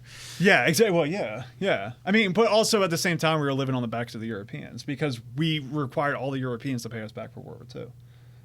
Sure. I think it was less that and more that we were only people with industrial capacity to build shit. Well, we did have industrial capacity and we were outsourcing, or we were exporting everything. Yeah, it was an easy loan. And I mean, dude, we had everything made. I in the 50s. am slightly optimistic for the future that we're heading that direction because globalization has proven problematic with the recent global. But do you think that we're becoming more isolationist? Maybe not super isolationist, but like we're busy trying to bring like semiconductor production domestic because Taiwan is such a security like but risk. how domestic are we trying to be? Because I feel like we're piggybacking off of like Indonesian and for what Taiwanese semiconductors. Well, here's the thing. The science is being broken in those countries. No. The science is being broken here. But we develop them here, then we have. Then Taiwan we ship it out over there to Taiwan to build it. Now Taiwan has the expertise. No. Machines but I thought I'm almost positive the last like semiconductor. What was the last semiconductor crazy thing that almost had us like shaking in our boots as we were standing in a data center? The closest thing that we've had to anything shaking in our boots is China's progress on domestic chip production. No, dude. Just recently, you and I were talking about a semiconductor. It was something. LK99. Yeah, LK99. Yeah, that was a nothing burger until proven otherwise. I know, but still, that was South Korea. One, they're a staunch ally, and two, the reason that they were able to get that. I don't want to be dead in 2 decades. What makes you say that? I'm interested fun. South Korea will be dead in 2 decades because for every 100 South Koreans today, there'll be 4 grandchildren. Oh, you're talking about like population. Collapse. It's a population collapse. There's no way they're going to be able to. We are only saving it off via immigration. Yeah, well, that's a problem. Yeah, because we're not going to maintain our culture. See, here's the thing. You're thinking. Hang on. I am a product of. I myself am a product of immigration. My mother came over. I don't think there's anything wrong with immigration, but you have to assimilate the culture. That's the thing. She came over and she was like, "I'm here now. I'm an American. I'm an American now." Yeah, Adrian's you wave the American flag. Yeah, and you look at New York right now. Illegal immigration pisses my mom off. Yeah, yeah. I mean, well, it's just like Cubans. Yeah. Yeah, it's like Cubans with socialism and shit like that. You know what I mean? Like these Cubans come here. Anti-socialist. Oh my god, yeah. No, but so anything funny? With South Korea, they're the experts though. They are the experts in socialism. Yeah, they're the experts in socialism. Oh, yeah, they got first-hand experience. Yeah, but that's not real socialism. Yeah, no, we didn't do it right that time. That's not real socialism. There's a whole new version. No one's ever even thought of. No one's done real communism. Yeah, no. South Korea is a dead country. It's a dead country. So, well, I mean, China's facing that. China's facing that. Japan's facing that. South Korea, any Western country, any Western country that's not bringing in immigration, like you said, it's a double-edged sword. We're losing our culture. We are losing our culture. I mean, you can't import the. God, I'm going to get canceled. You can't import the third world without becoming the third world. Edit that out if you want, but. The truth is we leave it running. The truth is you can't. I mean, you had some whiskey. Wait until you're sober and rewatch this. Yeah, I'm gonna just wait to rewatch this and be like, we had one entire podcast we threw out because Keith was a little. Happened. So like, in Taiwan, I mean, is China going to move on Taiwan? Probably not. Eventually, I don't think they will. I don't think they they're going to have the military capacity to do it because Taiwan is so backed with the NATO allies. I don't think they have. And China's army's untested. And and on top of that, the best navy they have is a blue water or what's it, blue water navy? Or I know what you're saying. A not blue water navy. Is it blue water or black water? I don't know. Well, blue water is ocean. Blue water is ocean? Yeah, they don't have the Navy for it. They don't have a blue water ocean, and they say, or blue water nation. Fuck. Okay. Blue water Navy. They say they do, but they've never done any like actual ops. No, they don't got shit. They don't got shit. Yeah. And the reality of it is, if they took Taiwan, the only reason they would be able to defend it is if that NATO respected the new border of China, and they're not going to. It's not going to work. Unfortunately, I think they might. NATO? No, because we need Taiwan. Well, what happens after we get I think it's in Arizona that we're building the semiconductor factory. It's not good enough. It's not good enough? It's not good enough. No. Taiwan Semi is working with like, what is it? 2 nanometer? Yeah. Well, we're not the only enough. reason I could see we would ever abandon Taiwan is if we figure out quantum computing. Quantum computing is not good enough. Quantum computing is not going to solve it. They just recently had some kind of breakthrough where they were able to create, store, and retrieve. It's a different animal, though. Yeah. So quantum computing is a different animal. As far as I understand it, it's very good at certain things, but it's very weak in other things that regular computing is very good at. Yeah. No, it's not the end all be all. No, I'm with it. Okay. Yeah. No, it's not the end all be all. I've been friends long enough with you that I'm able to understand it. I can follow along. It all makes sense. Because if you need any more explanation, please tell me. Yeah. See, no. here's the thing, too. It all makes sense. It all makes sense. The 2 nanometer is about probably going to be our limit. So what's the? We're running into a limit with But the problem is that because once we 2 get that nanometers small, is heat, right? No, not heat. Once we get that quantum physics. Quantum physics is on the way. Particles appear and disappear. Like in those 2 nanometers. Once you get small enough, shit plays by a completely different set of rules. It starts to play by quantum physics. Okay. So you get quantum maybe I thought that we were talking about like semiconductors for a little while. We are. But then maybe we went to a new topic. So what happens is so maybe I'm on board. So maybe for the listeners back at home who are listening, maybe we just run back. Okay. Yeah. So when you get to such a small scale, well, what is that called though? That we doubled our every Moore's law. Moore's law, like yeah, that? Moore's law. No, we're hitting the end of Moore's law. Yeah. Well, quantum computing theoretically is like the only way we can continue Moore's law. Yeah, but quantum there's a lot of shortcomings. There's a lot of shortcomings, but I think we'll eventually figure it out. Eventually. But how do we get faster than quantum?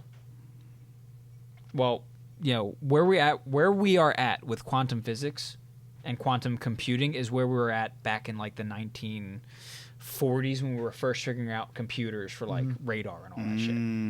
So it still has a long way to go. And quantum computing's like total like capacity to grow might be infinitely bigger than standard like binary computing. But we don't know that yet because we're just figuring it out. Yeah, so the idea of quantum is that you can have a particle that represents a 1 or 0 at the same time. Yeah, in a superposition.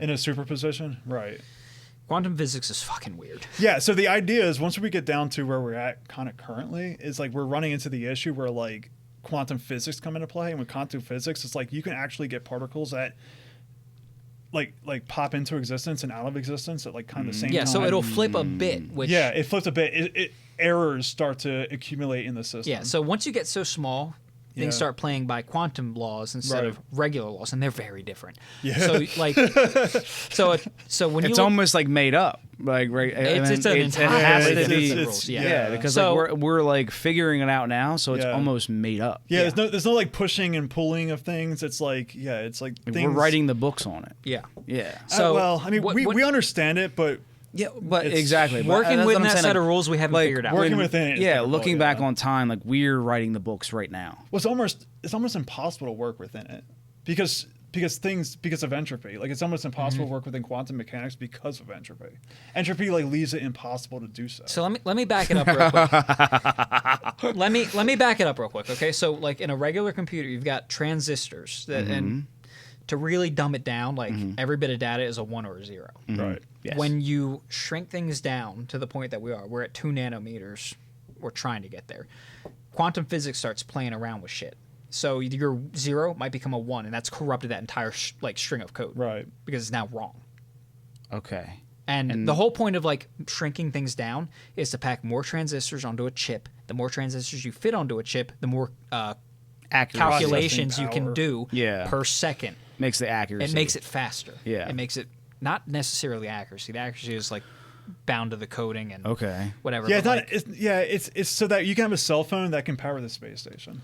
Yeah, that basic like the whole like my smartwatch has more power than the Apollo. Yeah. Oh, you're right. Yeah, it's literally just we're shrinking shit down. Yeah. So we're packing like all of that processing power that used to take an entire room down to something literally 2 nanometers. Oh, okay. Well, the switches are 2 nanometers in diameter. The switches, yeah. Yeah, so like... where's the issue is literally residing in the fact that we're trying to squeeze it all in? Yeah.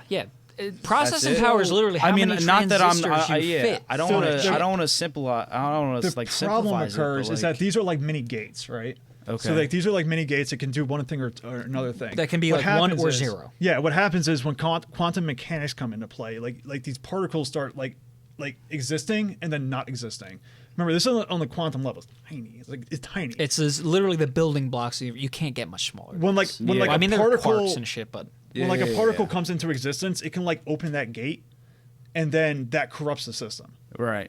But like we can't fight against that because we're at that level, so we can't fight against that. You know, I mean, we're talking like we're talking on the same level when like light is no longer a wave or a particle. It's the same thing at the same time. Okay. I mean, we're talking about superpositions and stuff like that. Yeah. We can't get smaller than that. I mean, And we're approaching like Planck length. Yeah, exactly. Yeah, we're getting down to the point where like things don't get smaller. For people who don't know, Planck length is literally the smallest measurement possible. And then there's Planck time, is the smallest time as possible. Yeah, Planck is the smallest of a thing, you know. So, yeah, no, it gets we get to the point where we're just like heat energy starts to play a factor. Yeah, I mean, heat energy it's everywhere. It's ambiguous. You know, heat energy it will starts be the to end play of the a universe. factor. The heat death. Yeah. So honestly, dude, like like when all these things go on, like they are difficult, obviously, for me to just like to chew on. Oh, I barely. But know what I there are physicists out there who are going to be screaming at us. Yeah, I know. Some people are like, "Yeah, you don't know shit." Is, be like, dude, I'll be honest, I don't know shit. Well, yeah, we don't. We're just talking about it. And that's what's so fun about the podcast. That's why we have a disclaimer. We have a disclaimer. We're not talking about facts. We're just out here shooting the shit. This is what a couple idiots know, all right? Yeah, this is all or that think is. They know. Exactly. This is some blue collar guys who think they might know something. Yeah. But so you know, when these like new like theories like come into my brain, whether they're like crazy theories that you guys give me or like whatever it is, like I always revert back to when I first learned about electricity, and I know the simple gets, but like. The forms of like AC and DC electricity and how those work, technically speaking, like in the normal person's physics, none of that makes sense. No, and so electricity is weird, man. But it's one of those things where you have to just let go. You have to let go. You do because you can't see it. And then just take in the information and then just hear it for what it is. Yeah. And just understand like the laws of like Ohm's law. Understand like the rules of electricity. Like, trust comes into like play. Like you're trusting that me and him know what we're talking about. Exactly. Yeah. I'm just going off of what you guys are saying. But like if I tell you like superposition corrupts data, you're like, okay, I don't know why, but you say it does, so yes. And so yes. Yeah, exactly. And that's exactly what I'm doing. And that's why flat earthers still exist. Oh, fuck. God damn it. Schrodinger's? Schrodinger's cat. Schrodinger's cat. Yeah. So, I mean, it's not that I'm like, you know, and now when it comes to like things like this, I'm not saying that I just believe everything that you guys are saying, but I just you trusted me. I do. The trust is gone. I do trust you guys. I'm not saying that, but I'm just saying that you know, in like the sphere of like trying to like understand a new thing. Yeah. Like there's not going right back to how we started this whole thing with like people who are really rich and like don't have trouble and they're like they don't know how to like work through problems. Right. Because everything's always been given to them. Z and so but let me just like kind of finish this like whole thought. The whole thought process is like learning new things is difficult, and a lot of the times, especially with electricity, it's harder as you get older too. Of course, but like you have to just like understand that like, hey, I'm not always going to understand every part of what's going on, but you need to just understand how to like take in information. And then as you go through, it will make sense. Well, because you do have to do a little bit of this quantum stuff. I'm sure is way off that spectrum. Yeah, no, I'm just saying that it's a good like learning foundation for me. Where like it doesn't quake my boots when like people try to like explain quantum physics to me because I know that I'm like, look, I felt this quake before. It was electricity, and we have full understanding of it today. We have a very acute, like we can understand it very, very well today, but it's just this time. And it's like the same thing with like my concern with like the CERN particle colliders. I get all freaked out with those, dude.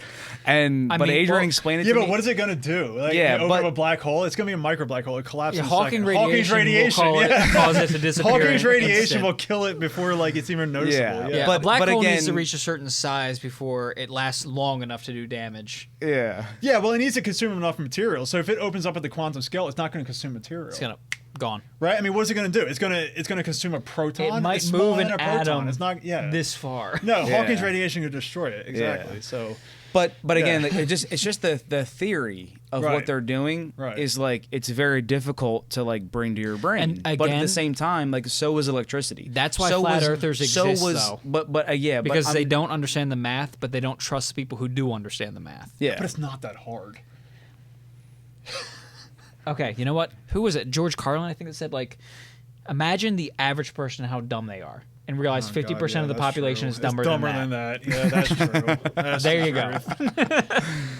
But that hurts me, man. But that's it really does. All right, how do you feel about Idiocracy? Oh God!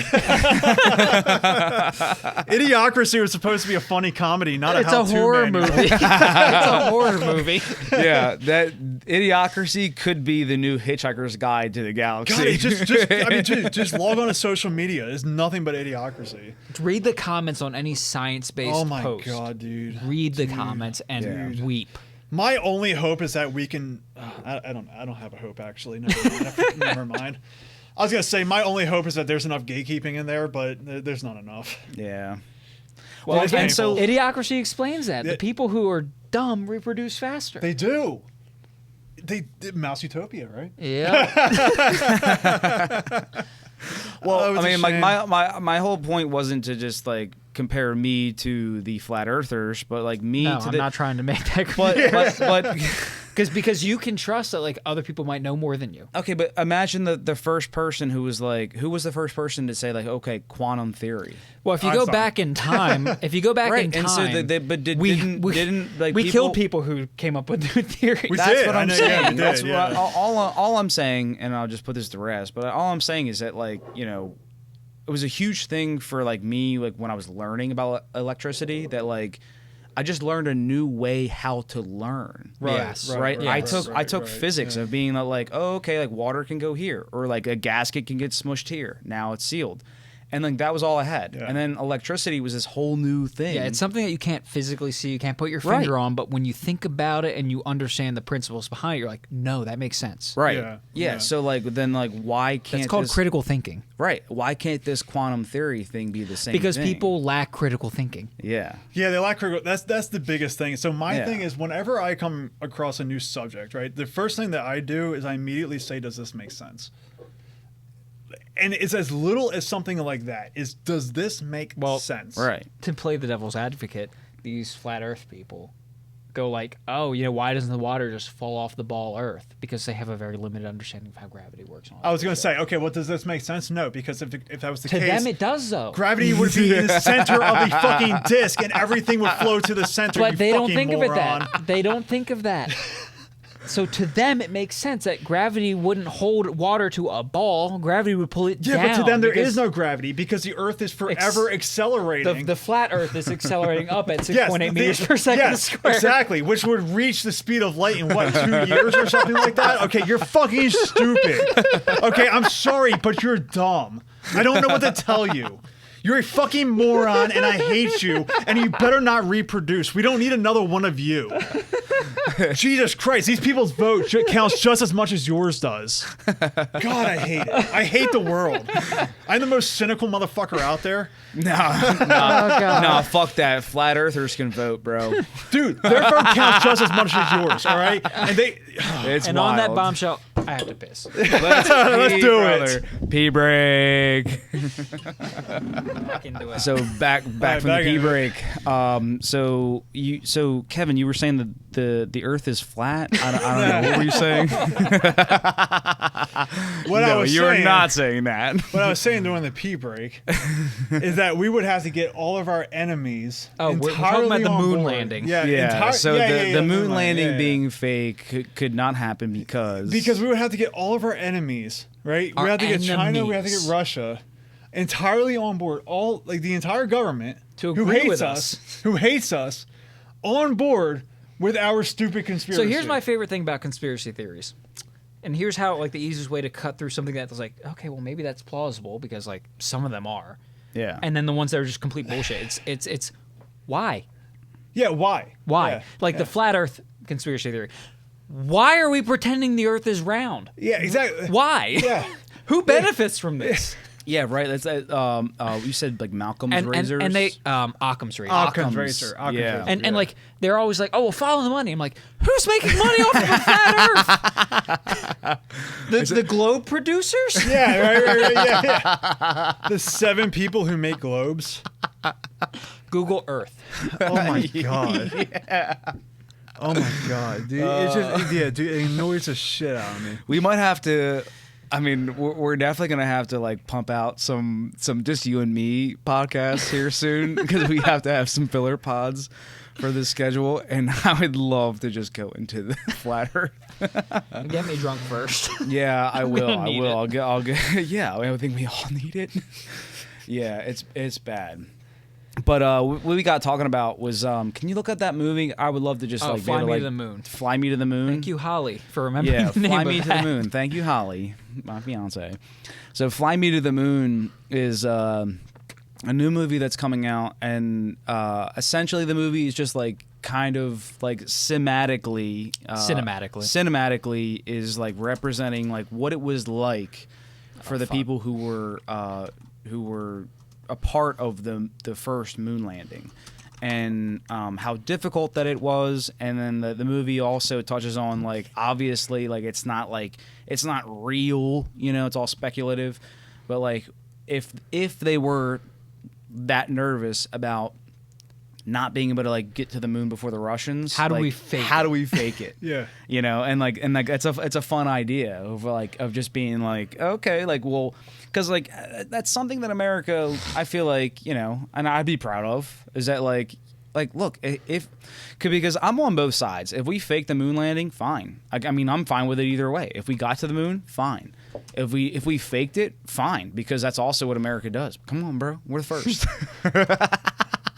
Yeah, and like the biggest thing that I guess one of the most easily accessible things I've seen that kind of thoroughly debunks it for me especially was Adam Ruins Everything did a video on like faking the moon landing and why. Interesting. Basically, to sum up his video, it would have been more difficult and more expensive to convincingly, under all scrutiny from scientific bodies, mind you. Yeah, at that time, to especially. Fake a moon landing, it would have been more expensive and more difficult than actually going to the moon. Right. I'm talking about the 60s. Yes. Like today, we could fake it easy. We could do it. We could do it on an iPhone. Well, even then. And you know, that just reminded me of something else. I'm going to go on a quick tangent, a quick rant real quick. So you know Boston Dynamics. They do all the robots, and you know, they had the videos of the robots dancing and all that. An alarming number of people think it's fake. Yeah. And what kind of fed into this was a YouTube channel called Corridor Crew. Corridor Crew did a video where they like made a fake one. And, you know, they show people bowling it, and then it, like, grabs a gun and starts shooting and shit. Oh, shit. You didn't see that? No, I've not seen it. So you've seen it. Oh, I've seen it, yeah. Yeah. But they also, in the same, like, week, did a video analyzing Boston Dynamics video. And basically stating, like, why that video would be impossible to fake. Oh. They're like, yeah, you know, like, they've got mats on the floor. So you need to find a way to have the floor deform perfectly with the CGI model. And, like... That's not possible. Yeah. Not easily, and not without like.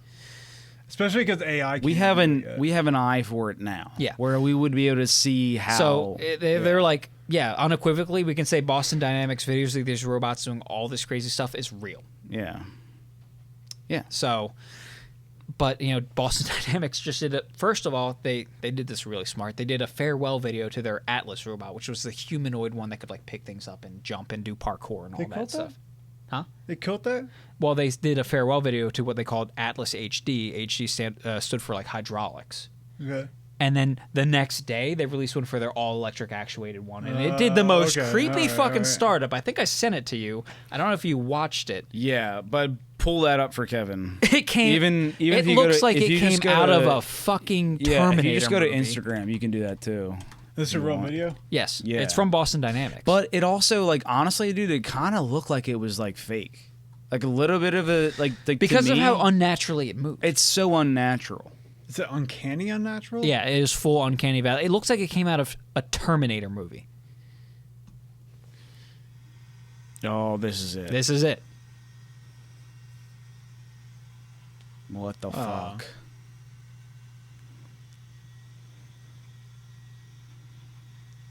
Doesn't it look? This looks fake. It looks fake, yeah. But this is Boston Dynamics. I 100% believe it's real. I don't believe that this is real. This is real. Like, I'm sorry. I just like it. This looks fake. Everything in the background looked fake. Yeah, the illumination even. Yeah. Like what? Like replay that video real fast. So I'm looking at this. Like that looks real. Okay, so like the floor I there think it's looks just real. The movements look fake because it's unnatural. It's a humanoid robot moving in a way that is strictly uncanny valley. No, I feel you. I don't like the lighting. I don't like the lighting of it. Does this look like a warehouse lighting to you? Nah, you're right. This you're is right. the same warehouse where they filmed the "Do You Love Me" video, where they had the robots dancing. So they've got like damn near studio lighting. This is where they do all their testing. Right, they're going to need video to monitor movement and iterate on it. Mm-hmm. So yeah. So like to Adrian's point, like when you look, I love this video. Have you seen this video? I haven't, but we'll keep talking. But to your point, where like it's just how unhuman, like it just doesn't even move like you would think things would move and a robot would move. But look at the floor. Like that's what Corridor. No, this is the video like that Corridor crew evaluated, and they were like, "Yeah, no, everything is like exactly where you're expected to be for a real video." Yeah, and they do CGI for a living. I will trust like their just word how it's touching the floor doesn't seem real. But the lighting in it looks natural. So it looks like natural lighting. It looks too exposed. Well, everything looks like. But everything also, like, to me, like, everything in here just looks like it's, like, too perfect. Yeah, it looks too exposed, yeah. It not even too exposed, but I'm like, okay, well, look at the reflections. Everything is perfect. No, not even. Look, who's walking up there? Yeah. They're walking. They're not moving right. They are moving right. I don't think everything in this video... So you think this video is fake? Yeah. I think this video is fake. I disagree. Fake. I think this video is fake. Like, nothing about this, like, there's, like, not enough, like, texture. The movements of the robots look too fluid. Yeah. Well, that's the whole point of Boston Dynamics. They have incredibly fluid movements. They are a very advanced robotics company. I know, but these back here are hydraulic and this is electric. But just the background, everything looks, like, too soft. Yeah, it looks very soft. That's what I'm saying. It looks it's like the backgrounds are too soft. You want to talk about, like, backgrounds looking too soft? Let me show you something real quick. Like I just to me like that's not like an iPhone. You want to talk about like weird effects you can do strictly analog without even CGI? We've got tilt shift. It makes everything in real life look like a toy. Well, it does. Yeah, that does. That's a camera lens. That's just a lens. So, but why would Boston Dynamics like make a video that makes it look less real than what it is doing actually? You're looking at this wrong. They just filmed it like that. You're so used to this idea of robotics being clunky and shitty. No, that's not it. I'm looking at the background. The background's not the focus. Of course, it's gonna be out of focus and it's gonna be soft. Okay, all right, then that's fair. Then I'm underestimating the fact that they can just like completely. So here's the thing: they're completely focused in on 3 subjects and like 3 things come into camera. Here's and the like, thing: they're able to just keep the focus. Very sharp. Look. Yeah, I mean, I have the sharpness of all the things that are coming in at the same time. You gonna let me talk about this? But I want to just like say it all out loud. Like I would think that like if you were able to like really shoot it on a camera. And then, like, things would come in. Like, when things come into focus, like, wouldn't the other things come out of focus? That other robot came in. I don't know. I'm just saying. Like, off of having no knowledge. I'm with him. No photography knowledge. All right, like, look, it just, look, it just didn't feel real. That's all. That's all. It doesn't feel real. Listen. When it comes to photography, and this applies to digital as well, if you pick a specific f-stop number, it changes the depth of field and how much of that image is going to be in focus. Yeah. All it is you get the right f-stop number on your fucking lens, and you move where you keep everything. Oh, I'm not saying things will be in focus and things will be out of focus. So I'm not saying that like somebody couldn't recreate that lens on something else and say like, look, they just. I mean, I'm not saying tilt shift is they just use this lens. But I get it. Okay, they could totally use a lens that made everything look in the background the way that it did, but like it just doesn't look real. What about this doesn't look real?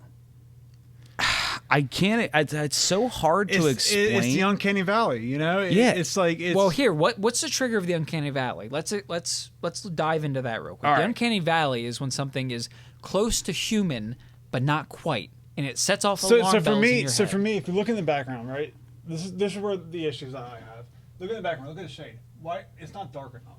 Yeah. The shade isn't dark enough. It's directly against the windows. You see no lighting in the roof. And the shade you look at this enough. reflection right here. You've got bay windows across this entire bay windows. side. So no, but you can do that in CGI. This direction here. Like CGI can do reflections. It should be CGI can do reflections, and they can also do like concave. That's nothing for me. Like, yeah, no, this is cake work. This is cake work for CGI. If you look at the reflections here, everything's overcast. You're not gonna have direct light. It's gonna be scattered lighting. It's gonna be scattered lighting. Oh, So really there's not gonna be apart. much directional lighting. So the light's just gonna kind of illuminate everything. You've got some shadowing directly under the thing, but I'm sure there's overhead lighting to light this shot. Well, you can see the overhead lighting right there, and it's lighting that wall. Other than that, I don't see any other overhead lighting. Shout out to Victory. Shout out to Victor. Shout out to Victory. Just every now and again, if they're watching. Look, I don't know. the way I see it. The way I see it, there's very diffuse lighting. There's not It's very directional very diffuse. lighting. It is very So you're not diffuse. going to get sharp shadows. You're not going to get sharp directionality. You're not going to get harsh shadows, but there's a lot of equipment back there that is right in front of a bay window and illuminated. I know what you're saying, Adrian. I see. Shouldn't that be darker? Why? But I know, but Kevin, I know what you're saying. Why is this not the same? Why Dude, is that I'm just with as you. bright as I'm that? with you. And it's I know it. what you're saying. Yeah. Well, here's the It's thing. the same thing. None of Like us you're are trying experts to. in No, lighting we're not. and We're not. directionality. That's what you're trying to say. What What you're trying to say. Yeah, but what you're trying to say is like the thing that I couldn't figure out how to say, and you're trying to point it out, but I can't point it out, and I can't point to one thing. But just as this video plays, it looks too overexposed. I've seen too many AI generated videos where looks like flat. it just doesn't look like it's real. Like So why the would lighting's like too even? It no, looks so flat. you know what It looks helped me? flat. You know what would help me is if a normal person was just walking through here. Like let a normal person just walk through them dancing, and that would proves it. That 100% proves it. I mean, if the a overcast normal is almost person, too convenient. if a human being And just look how hard these shadows are. Look how hard these shadows are. And then if you go back to the previous frame that we were talking about, there's no shadows. And these are hard shadows. oh, those are hard shadows. Fuck. Damn, Well, Kevin. Okay, so everything's focusing that way, so we don't see shadows here. And the only time the shadows show up are right there. And you can see the bay windows do end here. So I guess everything over here's got internal lighting. Yeah, but we only saw the one internal lighting, and that was We saw one spotlight. Yeah, but that was like oh, but that's on the right color there. temperature. That That was all like was covered in 3500. light. On the color temperature, it was like 3500. So we Now got there's bay no windows lighting on here. We've got a light on up there. Don't see anything We over have here. two lights there. We have two lights. But we have there. shadows diffusely, coming against the windows, like they going should that be. way.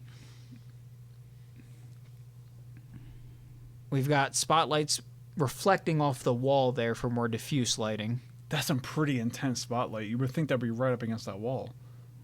What, this one right here? Yeah. That's what I thought. That's a light right that there. there is shining a right light. there. Okay, all yeah. right. Yeah, that's definitely a spotlight right there, shining on the wall, giving you diffuse reflective lighting. Sure. I mean, the shadows are in the right place, as they should be, but look at But that. then there's a like Okay, well, weird here's the shadows. thing. Here's the thing.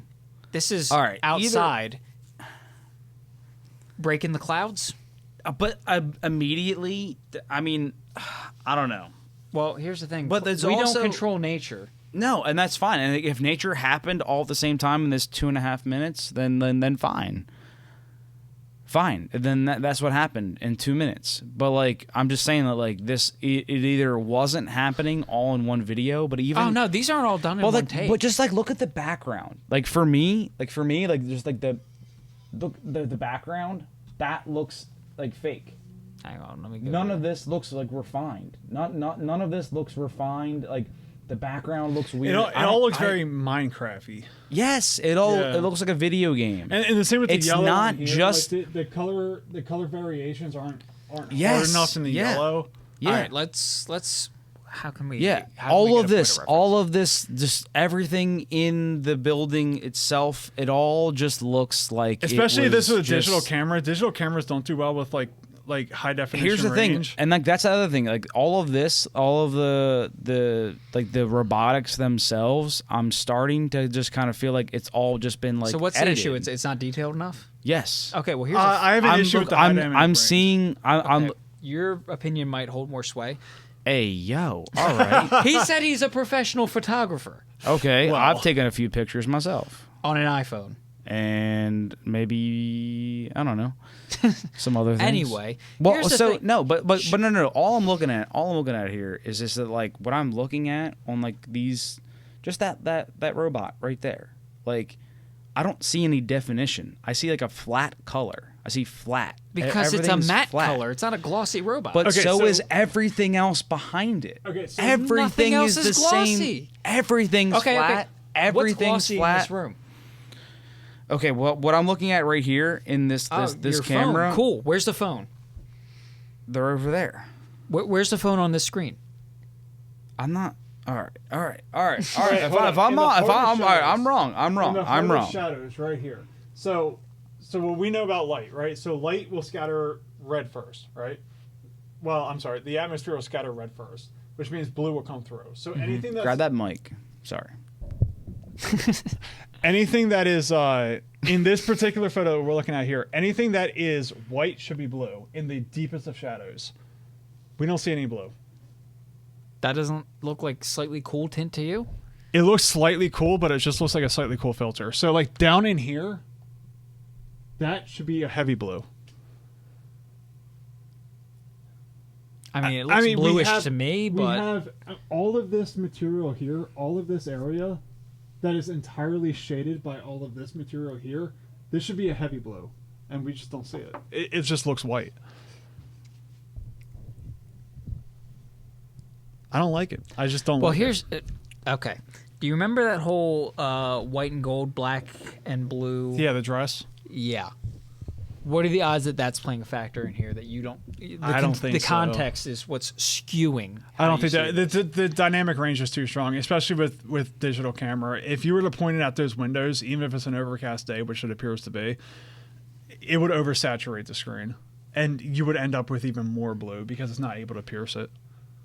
It's not. You're not going to get the. Okay, so what it's going to do is it's going to run the shutter speed for the windows, and that's going to cause it to pick up less light from these deep shadows. I think that we're far too into this as far as the podcast goes. As far as the podcast goes, you might have to trim this. We might have to just move on to another segment. We've all just agreed to disagree. The light's blinding this fucking sensor. Yeah, I'm but not these seeing are much blue. Yeah, but also this is all not right, daylight because no let's atmosphere. just call this. Let's just call this Inconclusive. real. Inconclusive. We'll just call it. Definitely looks cool. I'm not seeing. As far as the podcast goes, we should put down like a whole rabbit hole here. Like it definitely looks cool as far as the deep shadows are concerned. This was like convinced. fun at first and drunkenly. I mean, I just think that let's just call it what it is. But no matter what, we know that these. So what does the comment section say? Yeah, honestly, like there's that's a large number of people going, "Oh, it's CGI," and a lot of people going, "Holy shit!" I, for one, welcome our robot overlords. Yeah, but either way, we know that like Boston Dynamics is like putting out crazy stuff. So whether or not this whole video is real or not, and none of it was CGI'd or like taken out of context. Whatever, they're doing crazy stuff, and that they are doing crazy stuff with their robotics. It is wild. This video, the Farewell to Atlas HD, shows a lot of their failures where like hydraulic lines would like blow out. So this video looks real. No, it's fake. Everything about these videos look real. Fake. It's fake. See, look, we have no consensus. It's fake. No, that looks real. That particular one looks real. Do you see the shadows? That particular one looked real. Yeah, exactly. Lighting conditions in their warehouse right change here, right there. Parts. That looks real. This looks grainy and terrible. That was someone's cell phone. But that all looks real. This looks like a real. Look at all of the fucked up stuff. All of this could be created on Unreal Engine, though. Yeah, dude, like all of the. Well, that video came out before Unreal Engine 5. Look at this. Oh, How about Adrian, that? pause it. Pause it. That's a clear day. You cannot compare it to the video. I'm just saying there's other like what you were saying, Kevin, about like the how colors are supposed to look on things. Where like the difference in light levels between overcast and clear, it's not, bright blue days. All right. But I'm just saying that like light was shining in. Look at the way that everything looks now. I don't know. That looks faker to me. Like right here, that looks like CGI to me. The fact that the camera can't pick up that. Yeah, the HDR. Light. No, just the high dynamic range of that. So you're picking up trees and you're broad picking up daylight on a clear day. I know, but that's even worse for my point. The textures and stuff, everything else looks more real. Okay, film can do it. Film can do it. Digital can't. Digital cannot pick up the high dynamic range that this is showing. Yeah, film is much better. HDR. Look. So what I'm saying is, I think that the footage that we saw. There's no way that you're picking up the bright clouds in the sky against the deep shadows of the background. It's not happening. I think that's more real. Of like taking a real video, no, this is fake. And that I think that's real. The fact that you can't pick up that, but you're picking up clouds in the sky, which are heavily illuminated. You're not picking super up, bright. No, that's the exposure from like the sun. Yeah. For what it's worth, I know what you're saying. Thank you. No, you're not picking up the bright clouds at the same rate that you're picking up the deep shadows behind the HVAC. What he's saying is that with a digital camera, which has limited HDR capability versus like film, with how blown out this is, you shouldn't be able to see this. So no. What you'll see one of the other. Okay, but you'll see both. Yeah. What I'm saying is that like I've taken pictures of like Holly, like behind like pictures like of like this kind of thing where we're inside somewhere and like that's the background, and I go like no, it was kind of bad because like the exposure of the outside was fucked up. Let's move out of that because I can't. Yeah, so you're either going to get that's fucking real. The outside is going to be way too bright, or the inside is going to be way too dark. What you're not getting is like what he's saying is how bright this is. This should be even darker and unrecognizable. It should be pitch black. That's what he's saying. It should be pitch black. Yeah. Because if honestly, you're getting the clouds that's how in there, the pictures are closer to be honest. Yeah, you're right. If you're getting the clouds in there, the clouds are really bright. Like they're really bright. So if you're getting the definition of the clouds, there's no way that you should be getting the everything else. The ceiling. Okay. You know Yeah. So I guess what we can conclude is that we can't everything conclude. I would say, but we've come to like a pretty close like comparison to where it's like okay, like we've picked apart like many videos and many scenes.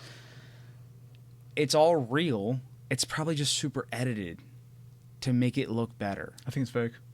That's why I'm saying we can't draw a conclusion. We cannot agree. We can't come to a consensus. No, but I feel like no disrespect. Here's to the problem. Here. Here's the problem. I think that this is real. I think that Boston Dynamics is capable of making robots this fluid and this crazy. Yeah, here's the problem. I agree. I needed to see more, and now that we're seeing like things that are like conflicting at the same time, it looks like they just took these videos and they edited them so that they were more. You have to run two cameras at one time and then combine the videos together. You can do that with still images because if like nothing's moving, you can combine. Video. You can stack frames, but with video you can't do that. Yeah, I mean you can, but it's it's a lot more difficult because you would have to have you have to have two cameras in the same place at the same time. The exact same place. Yeah, exactly. Because otherwise it would have a shift on it. Like Apple has an HDR, Apple iPhones have an HDR mode. What they do is when you take a picture, it takes like three of them, multiple pictures at different exposures, and combine them. So they'll take. Like they'll lower the exposure to get the really bright spots to get that in detail, and then they'll raise the exposure to get the dark areas, and they'll combine that into one image. Right. That's how they get pictures of That's fine for still images. Pictures. When shit's moving, you'll get blurs. You can't do that. You'll get blurs. No, I understand. Yeah, you get blurs, and they'll be all center because you have to have two videos at the same time. Great. So then it's all fake. Then it's a fake. Yeah. That's why he thinks it's fake. That's why I think it's fake. Personally, I think it's fake because of then the HDR. With all of those facts and that I can't find a middle median, then it's all fake. I'm going to go with inconclusive because I think Boston Dynamics is capable of doing this shit. Keith has spoken. Yeah, Keith has spoken. I gave my 2 cents off of having no merit. I have no merit of any photography or videography. You know what the scariest thing is though? This is the worst it's going to be. Mm-hmm. This is fake. This is the worst. No, do you know what the worst is going to be? AI. Well, that's what I'm getting at. Oh, we've had our fun with scaring our guests with AI stuff. That's what I'm getting at. Like, if this is AI, this is the worst it's going to be. Oh yeah, pepperoni hug spot. Let's go. Well, I mean, you know where fucking AI is now. Here's where it was 1 year ago. That looks like turn shit. it up. Hit that low. I love this video though. This is 100% AI, right? Yep. And more secret things.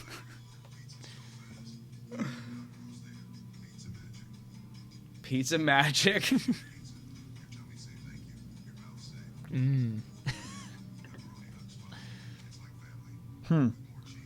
That's a great tagline for a pizza shop. I mean, okay, it's certainly not good. No. But 1 year later, That was we've only got, 1 year ago. That was 1 year ago. Yeah, 1 year later, we've got, what is it, Soar AI, I think it's called. And we've got, no, wait, that was an ad I clicked on. Oh, dude, go to just go to Mozilla. We're like stuck on Safari. Yeah, we are, but I've already fucking opened this. Damn it. 5 We're seconds. better than this now. We are, but I keep forgetting. Like, you know, we've got Soar AI generating this stuff. Right, like fucking pirate ships on a coffee mug. Which I can tell. Yeah, You can tell because it makes sense, but like, Yeah. but the physics of it look alright. But like this compared to, yeah, as much But you as can I tell love that all pepperoni this is- hug spot. But you can right. you can tell this is all fake. I can tell this is fake. Well, yeah, this is obviously meant to be AI generated. There are some that are. Well, here's the thing that gives You away showed a us lot of you it. showed us that one with like the there was a different one that you showed us on the podcast that was like There you go. fucking- This is There's AI? some weird stuff, but yeah, that Yeah. that was AI. That was Soar AI. Yeah, some things look a little Yeah, a funky, little but bit there of are mouse, some- a little bit the of pillow, movement, yeah, the or pillow, but the there, blanket. if I were to pause it right here, No, yeah, you want to tell. Yeah. Yeah, you want to tell. like that's photorealistic. Sure. Yeah. That, like I honestly, said- this is better than what you showed. Us 1 the year's first time. progress. Where are we going to be in Yeah. 5? Yeah. Yeah, like I said, like, it'll never be this Holy bad shit! again. This is Yeah. nuts. Yeah, It'll like you said, never be this this is the bad worst again. it is. This is the worst it will Bro, possibly the be. mammoths. And that's just scary, bro. Oh yeah. Like, I think the UK or the EU just passed laws that you can't make deepfake porn of people because, of course, immediately what was the oh first thing yeah, people I do? know. Yeah, That's- any new technology, the first thing they do is make so it into Fluff porn. brought that up about Taylor Swift. Yeah.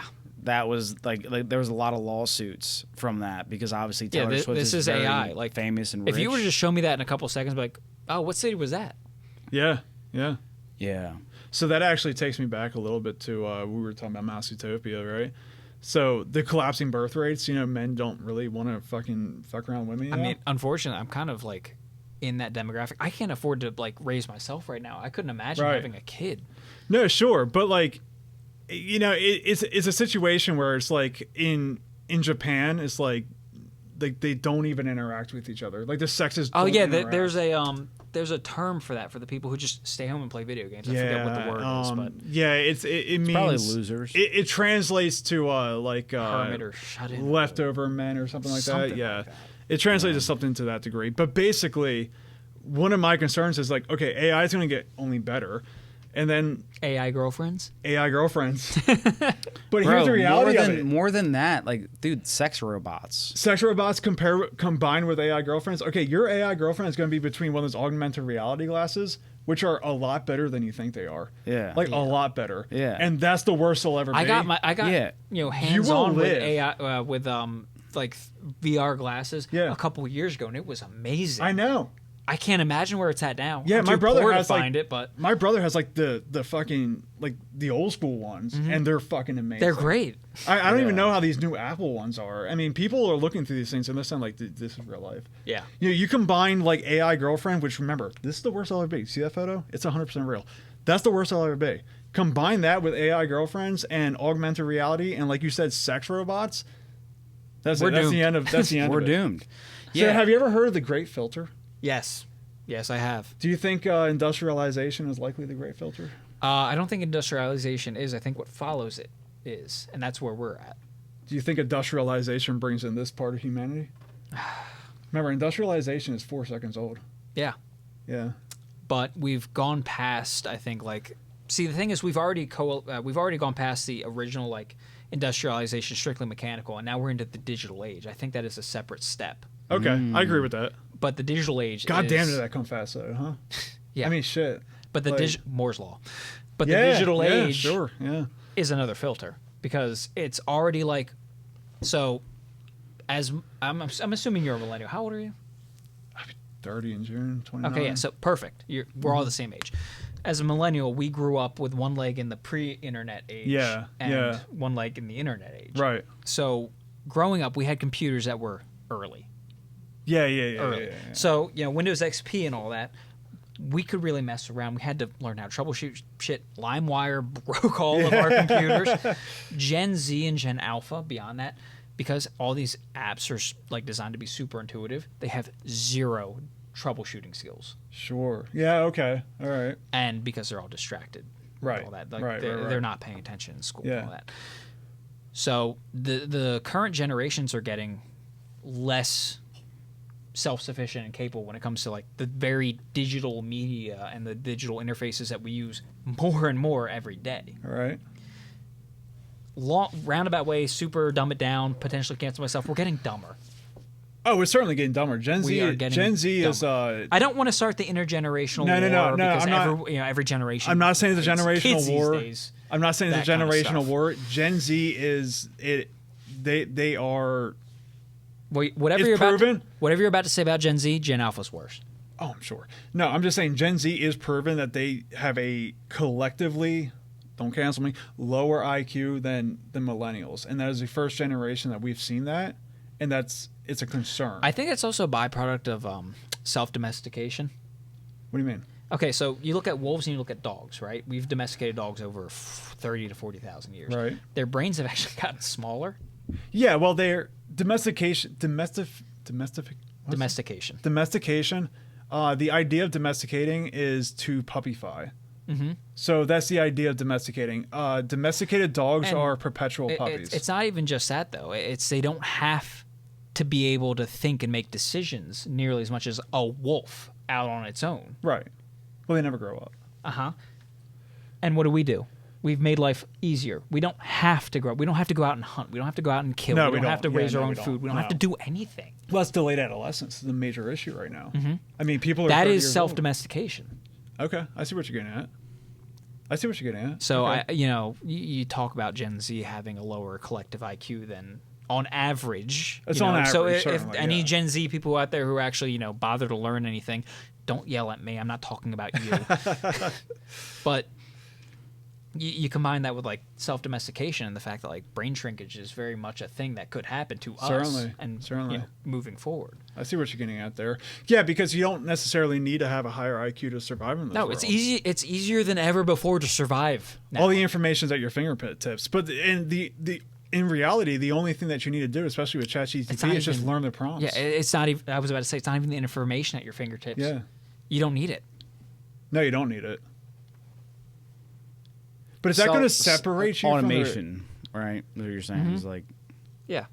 So what do you do then? So you have a world of 8 billion people. What do you do when everything's automated? That is the question. That's what we're about to figure out. That's what we're going to have to figure out as a society moving forward as we advance technology to the point where we reach true global post-scarcity. So the reality of it is there's going to have to be a select few of people that actually still work. That still think. But how do you compensate those individuals? When anyone can get everything they want all the time. Exactly. How do you compensate those individuals? How do you compensate them? I mean, that brings you back to the great filter. But like, how do you? Wait. Who are the individuals who still have to work? That's what we're talking about. Well, somebody's going to have to run the machines. Yeah, if the machines ever break, God forbid, someone's got to know how to fix it. Yeah. But like, I mean, how are we classifying those machines? Because I'm following along, but like which machines are we talking about? Like, the ones that bring you dinner, the robots. Well, I like that fact. I like thinking about the ones that keep the energy grid going. Like I think about like the grassroots. Okay, hang on, let me just spitball. All right, say your piece. Like the trash companies. They're already so close. We have AI trucks that roll around, and like they're just because like these guys, shout out to our trash guy, love you guys, but I take a little smidge of that. Thank you, sir. But like the trash trucks is one I think about the most. I love those guys. You know, we need those guys. But these trucks are rolling around. Before we know it, they'll be electric. Before we know it, they'll be driving themselves. Yeah, and they'll just be looking out for their I mean, we already got the ones where like they just pick up the trash can and dump it in. But before even that, I mean, like obviously, like someone's got to man that truck for a long time. But before even that, it feels like this gigantic industry of coding and just like this tech industry. Well, that's like AI is going to. We've got AI that like there's a couple companies pushing AI developers where you only need a human to kind of oversee and like make sure. Okay, does this work as we thought it would? On or off? Cool. Yeah. And well, the point that I was kind of making was like, okay, we're gonna have the AI trash trucks, right? So they drive down the street and they pick up the trash. And then somebody needs to work on it. Well, we're going to have AI robots that can identify the problems. Okay, so it cascades. Yeah, it cascades and it keeps going further, right? So like eventually our job will be AI-able, but like that's down the future. Yeah, I mean you can just type the prompts in that you want and create an entire serviceable thing. is going to be tough because I feel like at the same time, if like Boston Dynamics has its way and builds these humanoid robots that are as dexterous and capable as us, and that's when our job becomes in danger. That's when blue collar becomes in danger. White collar jobs, which is all computer and like accounting and shit, that shit's already in danger. Yeah. Oh yeah. Exactly. I mean, come on, AI lawyer, like seriously, exactly. like you guys can handle that pretty well. Lawyers are already using ChatGPT. I know. Yeah. Yeah. But I mean, even your job, lawyers, even your job. So That's HVAC, crazy, bro. right? So HVAC, they can just like imagine a robot just rolls up on scene, they plug themselves into an OBD port, and then it tells them what's wrong with it, and they go and fix it. No, hang on. Like this happens like this year. Like somebody. Well, we need those. Hang on, like someone's in a lawsuit and they can chat GPT their way out. Well, a couple of lawyers have gotten in trouble because right now these large language models, these LLMs, that's what most of these AIs are currently. They have this habit of sometimes just making shit up, and they call them hallucinations. Hallucinations, yeah. AI hallucinations. So like some of these law firms have gotten in trouble because like they'll reference this case that never fucking happened. Oh, because they've been using ChatGPT. Oh my god, it's already happening. Yes. What the fuck? Welcome to the future. And this is the worst that it will be, though. But yeah, that's the scary part. Yeah. This is the worst it will be. Yeah. Eventually, they'll stop these AIs from hallucinating. Yeah, Adrian and I have been like screaming this from the rooftops. We're it's like, scary, man. this is it's here now, and this is the to worst it's gonna be. Yeah. To beat and a then dead 1 horse, year goes when we by. get Neuralink on, and you're gonna have to subscribe to Life Plus to have life without ads. God, yeah. Everywhere you go, you look at something, you're like, oh, that's kind of cool. Like the Neuralink recognizes the fact that you appreciate it, and then it shows you where you can purchase it from. You know what I mean? Like, Yeah. It's dude, not even just that. You're gonna have ads in your peripheral vision constantly. Oh my god, Yeah. dude. Oh But my Adrian God. always gives me crap for doing the YouTube Premium. And, he doesn't like subscribe to like all these premium. right, He's like, yeah. I'll sit through the Yeah, ad. I and then freaking but I downloaded this version of Firefox so I wouldn't have it. Yeah, no, I know. I'm just teasing him. I know, but I'm just saying like it's funny because I feel like he'll be the last one to like subscribe ad free to the Neuralink in his head. Oh god. Actually, I just remembered. Now this could be complete like bullshit Yeah. because I think. And I haven't looked into any of this. This is all just like headline skimming and whatnot. But this guy might be like a CEO for some pharmaceutical company or whatever. But he had said that if you are under like the age of 50, you are now in the point where medical advancements for life, prolonging life, will outpace you aging. So if you are under 50 at this point, you are now effectively immortal. We can't have immortal though. We can't. That would afford be it. terrible. We can't afford it. That would be absolutely terrible. Until Elon Musk becomes the god emperor of Mars and we have somewhere else to put people. There's not enough production for immortality. You know, you can't. If we can harness the We would have to resources stop in our aging. solar system. We would have to stop aging. Well, that's what they're saying. The problem Again, is this might be complete bullshit because this is a CEO right, allegedly of a pharmaceutical company. We could keep somebody alive for indefinitely on a fucking machine, right? Yeah, we could keep somebody, but that's not life, right? Okay. So the problem is that we would have to stop aging. So the reality of it is when we hit a certain age, we're just going to immediately just. Okay, if we hit 150 years old, we're just going to be balls of cancer. Right? So we can cure this cancer. Working towards that though. I know, but like we can cure this cancer, and then like tomorrow you'll get another one. Turbo and then cancer. Tomorrow you'll get another one, and then tomorrow you'll get another one. The reality of it is like we have to stop aging around the year of like 35 years old. I would be happy with 22. or 24. That's when like mentally you have. I was gonna say whatever your brain finishes congealing. Okay, like yeah. Have you talked to somebody whose brain isn't finished congealing? Real talk though. 24 is like the average age of when your brain has finished developing. Right. But that's also when the plasticity runs out. Right. Because even at the ripe old age of 30, I can tell I pick up new concepts slower than I did when I was like 18. Get a little monkey. I'm great, thank you. Dude, I still got this. Take a little monkey. Forget about that beer. Take a little monkey. I want to do like one more cheers. So do you think if we ever got to that point, do you think that technology? That point. So there have been studies. So my question is though, do you think that technology will come to a standstill because we're no longer able to progress past the year 2080? I think Moore's law still applies. I don't think so. Why not? Because it has a double. Well, it's the same reason why. Exponential. It double. Yeah, it's the same reason why the Earth can't the Earth can't be flat, and the reason because it. So you think there's an end to Moore's law eventually? Absolutely, it can't. It can't do it. I mean, well, it's impossible. If you want to really reach, like it gets to the point where we figure out how to become extra dimensional beings and move on to higher dimensions. Yeah, what do they call that? Fifth generations or fifth something society or whatever. Level whatever society on the card. You get what I'm saying. After we got the fucking Dyson sphere and shit. Yeah. Hang on. No, there's no way. There's no way that we can continue with Moore's laws indefinitely. It's impossible. Hang on a minute. We just stopped recording. Oh, good. Then let me hit my vape.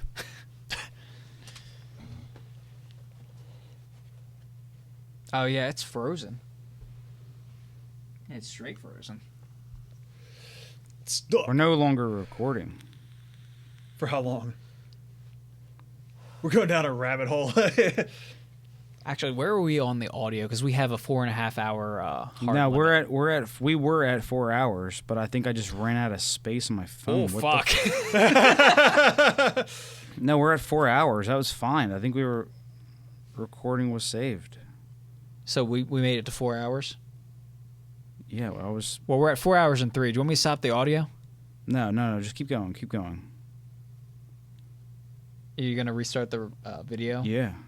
But we only have like half an hour left of audio. I know. That's fine. It's fine. That's why I was queuing you up for another little to bring it down. Little shot. I wanted to bring us back. But what the fuck, dude? It literally just came up and it said that I couldn't keep recording. Like fuck that. Okay. We're recording. But we're recording now. Yeah, we're recording now. Okay. All right. Yeah, no, Moore's law, I don't think can go on indefinitely. There's no way you can run exponential growth forever. You say that, but if you were to put yourself in the perspective of someone from the 1950s or 60s where, like, our computers were literally tying knots around washers. Yeah, but Moore's law would still apply for that time range. You say that with the benefit of hindsight. Sure. Yeah, I know, but, dude, indefinitely, bro? Like, indefinitely? Indefinitely. We don't know what future technology we uncover. We don't know what future physics we would have to build a Dyson sphere for it to advance for more than if we want to continue in any like form of meaningful advancement, I think that's an inevitability. A Dyson sphere? Dude, we would have to get where's the resources? We have to break down Mercury. We would have to. I was gonna say, where's the resources gonna come from? Honestly, like fuck, dude. Well, and then how are we going to get back to Earth? Okay, granted, like we could just send microwaves. What is it, 40% efficient or something like that? Like, okay, fine, because it's like all of the sun, but still. Fuck. NASA already has like on paper at least a working model of an Alcubierre drive, which would let us go faster than light. See, I don't subscribe to that theory at all. I don't think we can go faster than the speed of light. We have mass, and we would have to bend the time. We would have to bend. Well, that's the whole point of an Alcubierre drive is that you contract space time ahead of you and expand it behind you. Well, we have an idea of how it could work, but the reality of it is it has to work. We have to find the materials. So where the materials exist, we don't. The exotic matter with negative mass. Yeah, dude, negative mass doesn't exist on this dimension. Theoretically. Now, here's the thing: a lot of scientists have been like fine-tuning, because it's one of those things that like once the idea exists that people can go like, oh, okay, well maybe I can tweak it, right? And again, I am reaching, and if there are any like astrophysicists or quantum scientists watching this, I don't know how you found this. Congratulations. Yeah. Hey. But I'm glad I remember. Hey, how you doing? I remember skimming this paper about something called Casimir vacuums. Oh, yeah. I'm interested. And God, I wish I could remember. So We looked it up. We looked it up, and so it made sense how you explained it. I wish I had the let me Google it do you want it here? Yeah, because you explained. While I stumble through said my it really fragmented memory. No. You said it really well, but I'll pull it up. But they were able to like Casimir vacuums can like produce some kind of like negative energy. I wish I freaking remembered it. Is this past the quantum level though? This is on the quantum level. Exactly.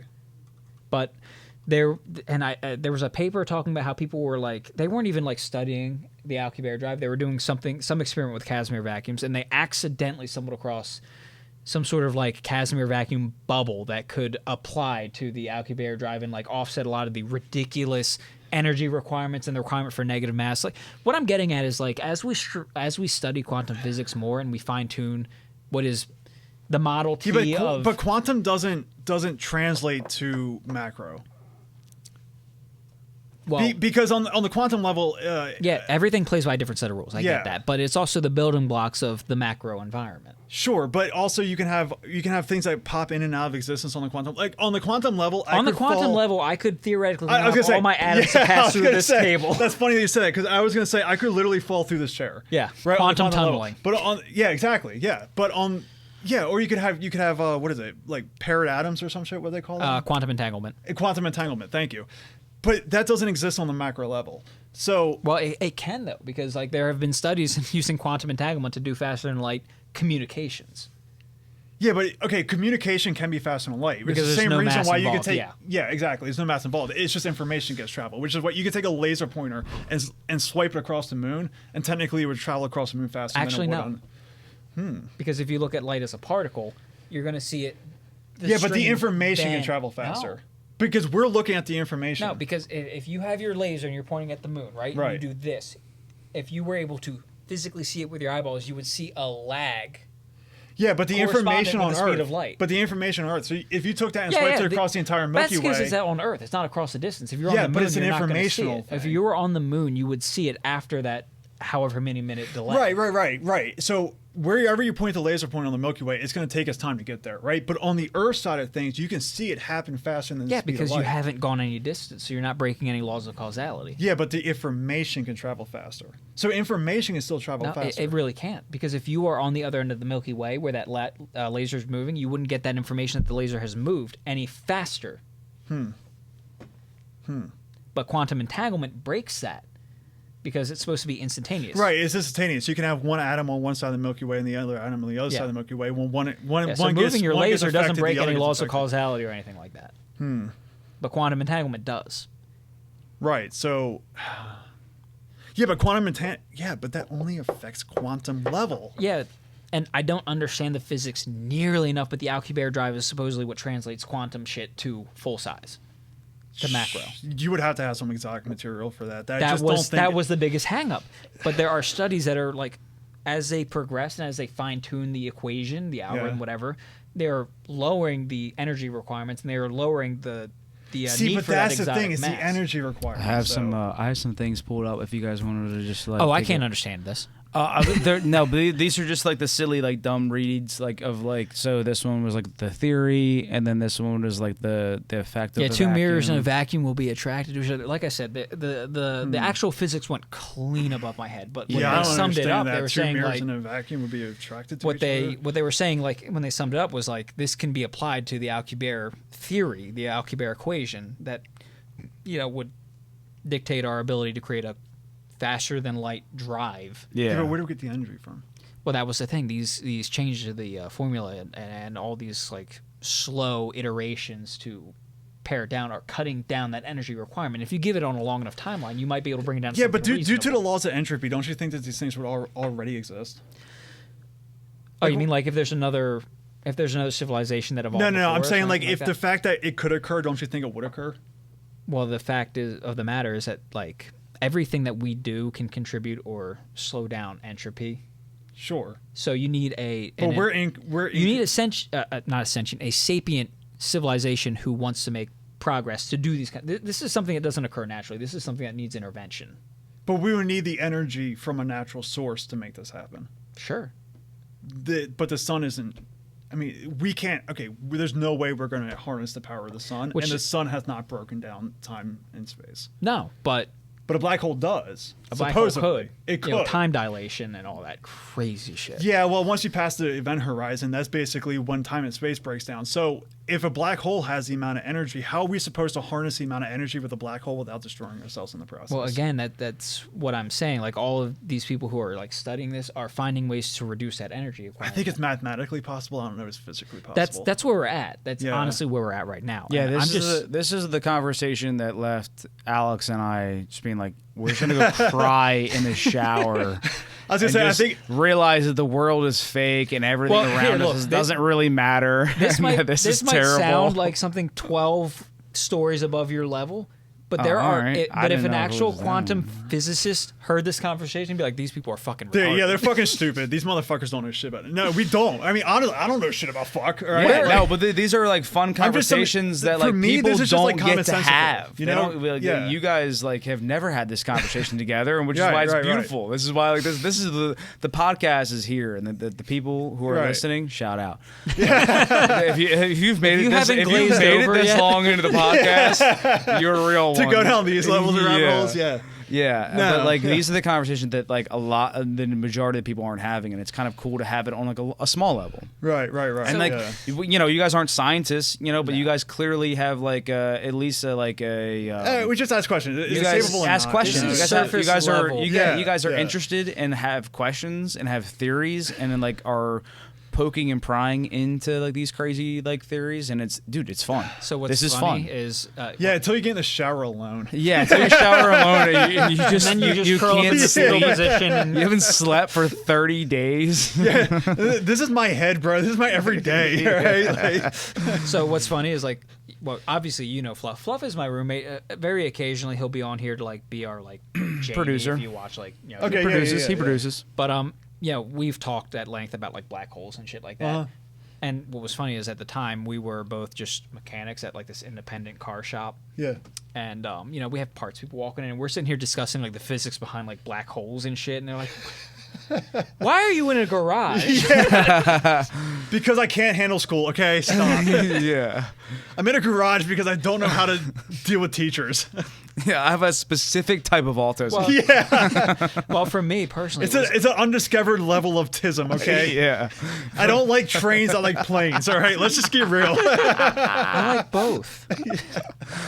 But no, that's another flavor of autism. For me, it was I went to high school in 2008. Yeah. Well, I couldn't afford college. Yeah. Oh God. Well, before we scare everybody away, and we run out of audio, and we're gonna run out of audio. Yeah, the audio's here. clicking. We're clicking away here, boys. This was amazing. This was fun. Bring it up for a whole last year's. This was fun. This has been awesome, Kevin. Fun. Thank you so much. This has been a crazy experience. If it's still rolling, always a fun. Yeah, no, I mean we're still rolling. All right, well, thanks for having me out. It's been forever. We need to get in touch. The audio is still going. The video might be. Yeah, the video's on you. But yeah, so no, dude, it's honestly, it's been way too long since I can't believe we've been here for 4 hours and 15 minutes. That's how it goes, I know, man. Ain't it crazy? That's how it goes. Once we started getting guests, like when me and Keith would do it, it'd be like an hour and a half or so, and we'd be like, "All right, that was a good one. We're good." Every so often, I'll check you guys, and I'll be like, 4 hours. What the fuck? Yeah. And now I'm like, now you I understand. See. Yeah. I'm like, okay. Yeah. So I mean, for anybody who's listening, and if you made it this far, I hope you have a glass in your hand. Cheers to you too. Yeah. Because like, I mean, what this podcast is just a hang. Why am I the only one with the empty glass? I don't know. You're a chugger. You can have mine, man. I need to drive home. You're a chugger. We're gonna be fine. You're gonna be fine. We're gonna hang out for a while. We're gonna get some food. Yeah, you got to hang out for the after podcast. Yeah, we do an after podcast podcast. It happens every time. I swear to God. Yeah. But yeah. So anyhow, man. Honestly, thank you so much. Sure, man. It's so great to see you again. You're the Sorry, man. I couldn't be more combative. You guys had great debates. It was fun. Stop it. You guys had the best debates. This is a fun podcast, and I hope that it opens up other conversations, man. Because it's just like it was just fun. Honestly, what I hope is if there's anyone who disagrees with like our viewpoints on anything, they at least listened and tried to understand. Yeah, just comment in and tell us. Tell me I'm fucking stupid. Yeah, tell us that we're wrong. But if you do, tell me why. Because I would love to know, honestly. Yeah. I would love to make you look stupid. Yeah, flat earthers, just don't waste your time. But I welcome. But if you do come into the comments, obviously, like, these guys are ready to eat you guys alive. If you get a flat earther on here, if you made it this far, you're a flat earther. All right, wrap it up before we keep going. Yeah, click it off. Kevin, thank you. Thank you. Yeah, I appreciate it.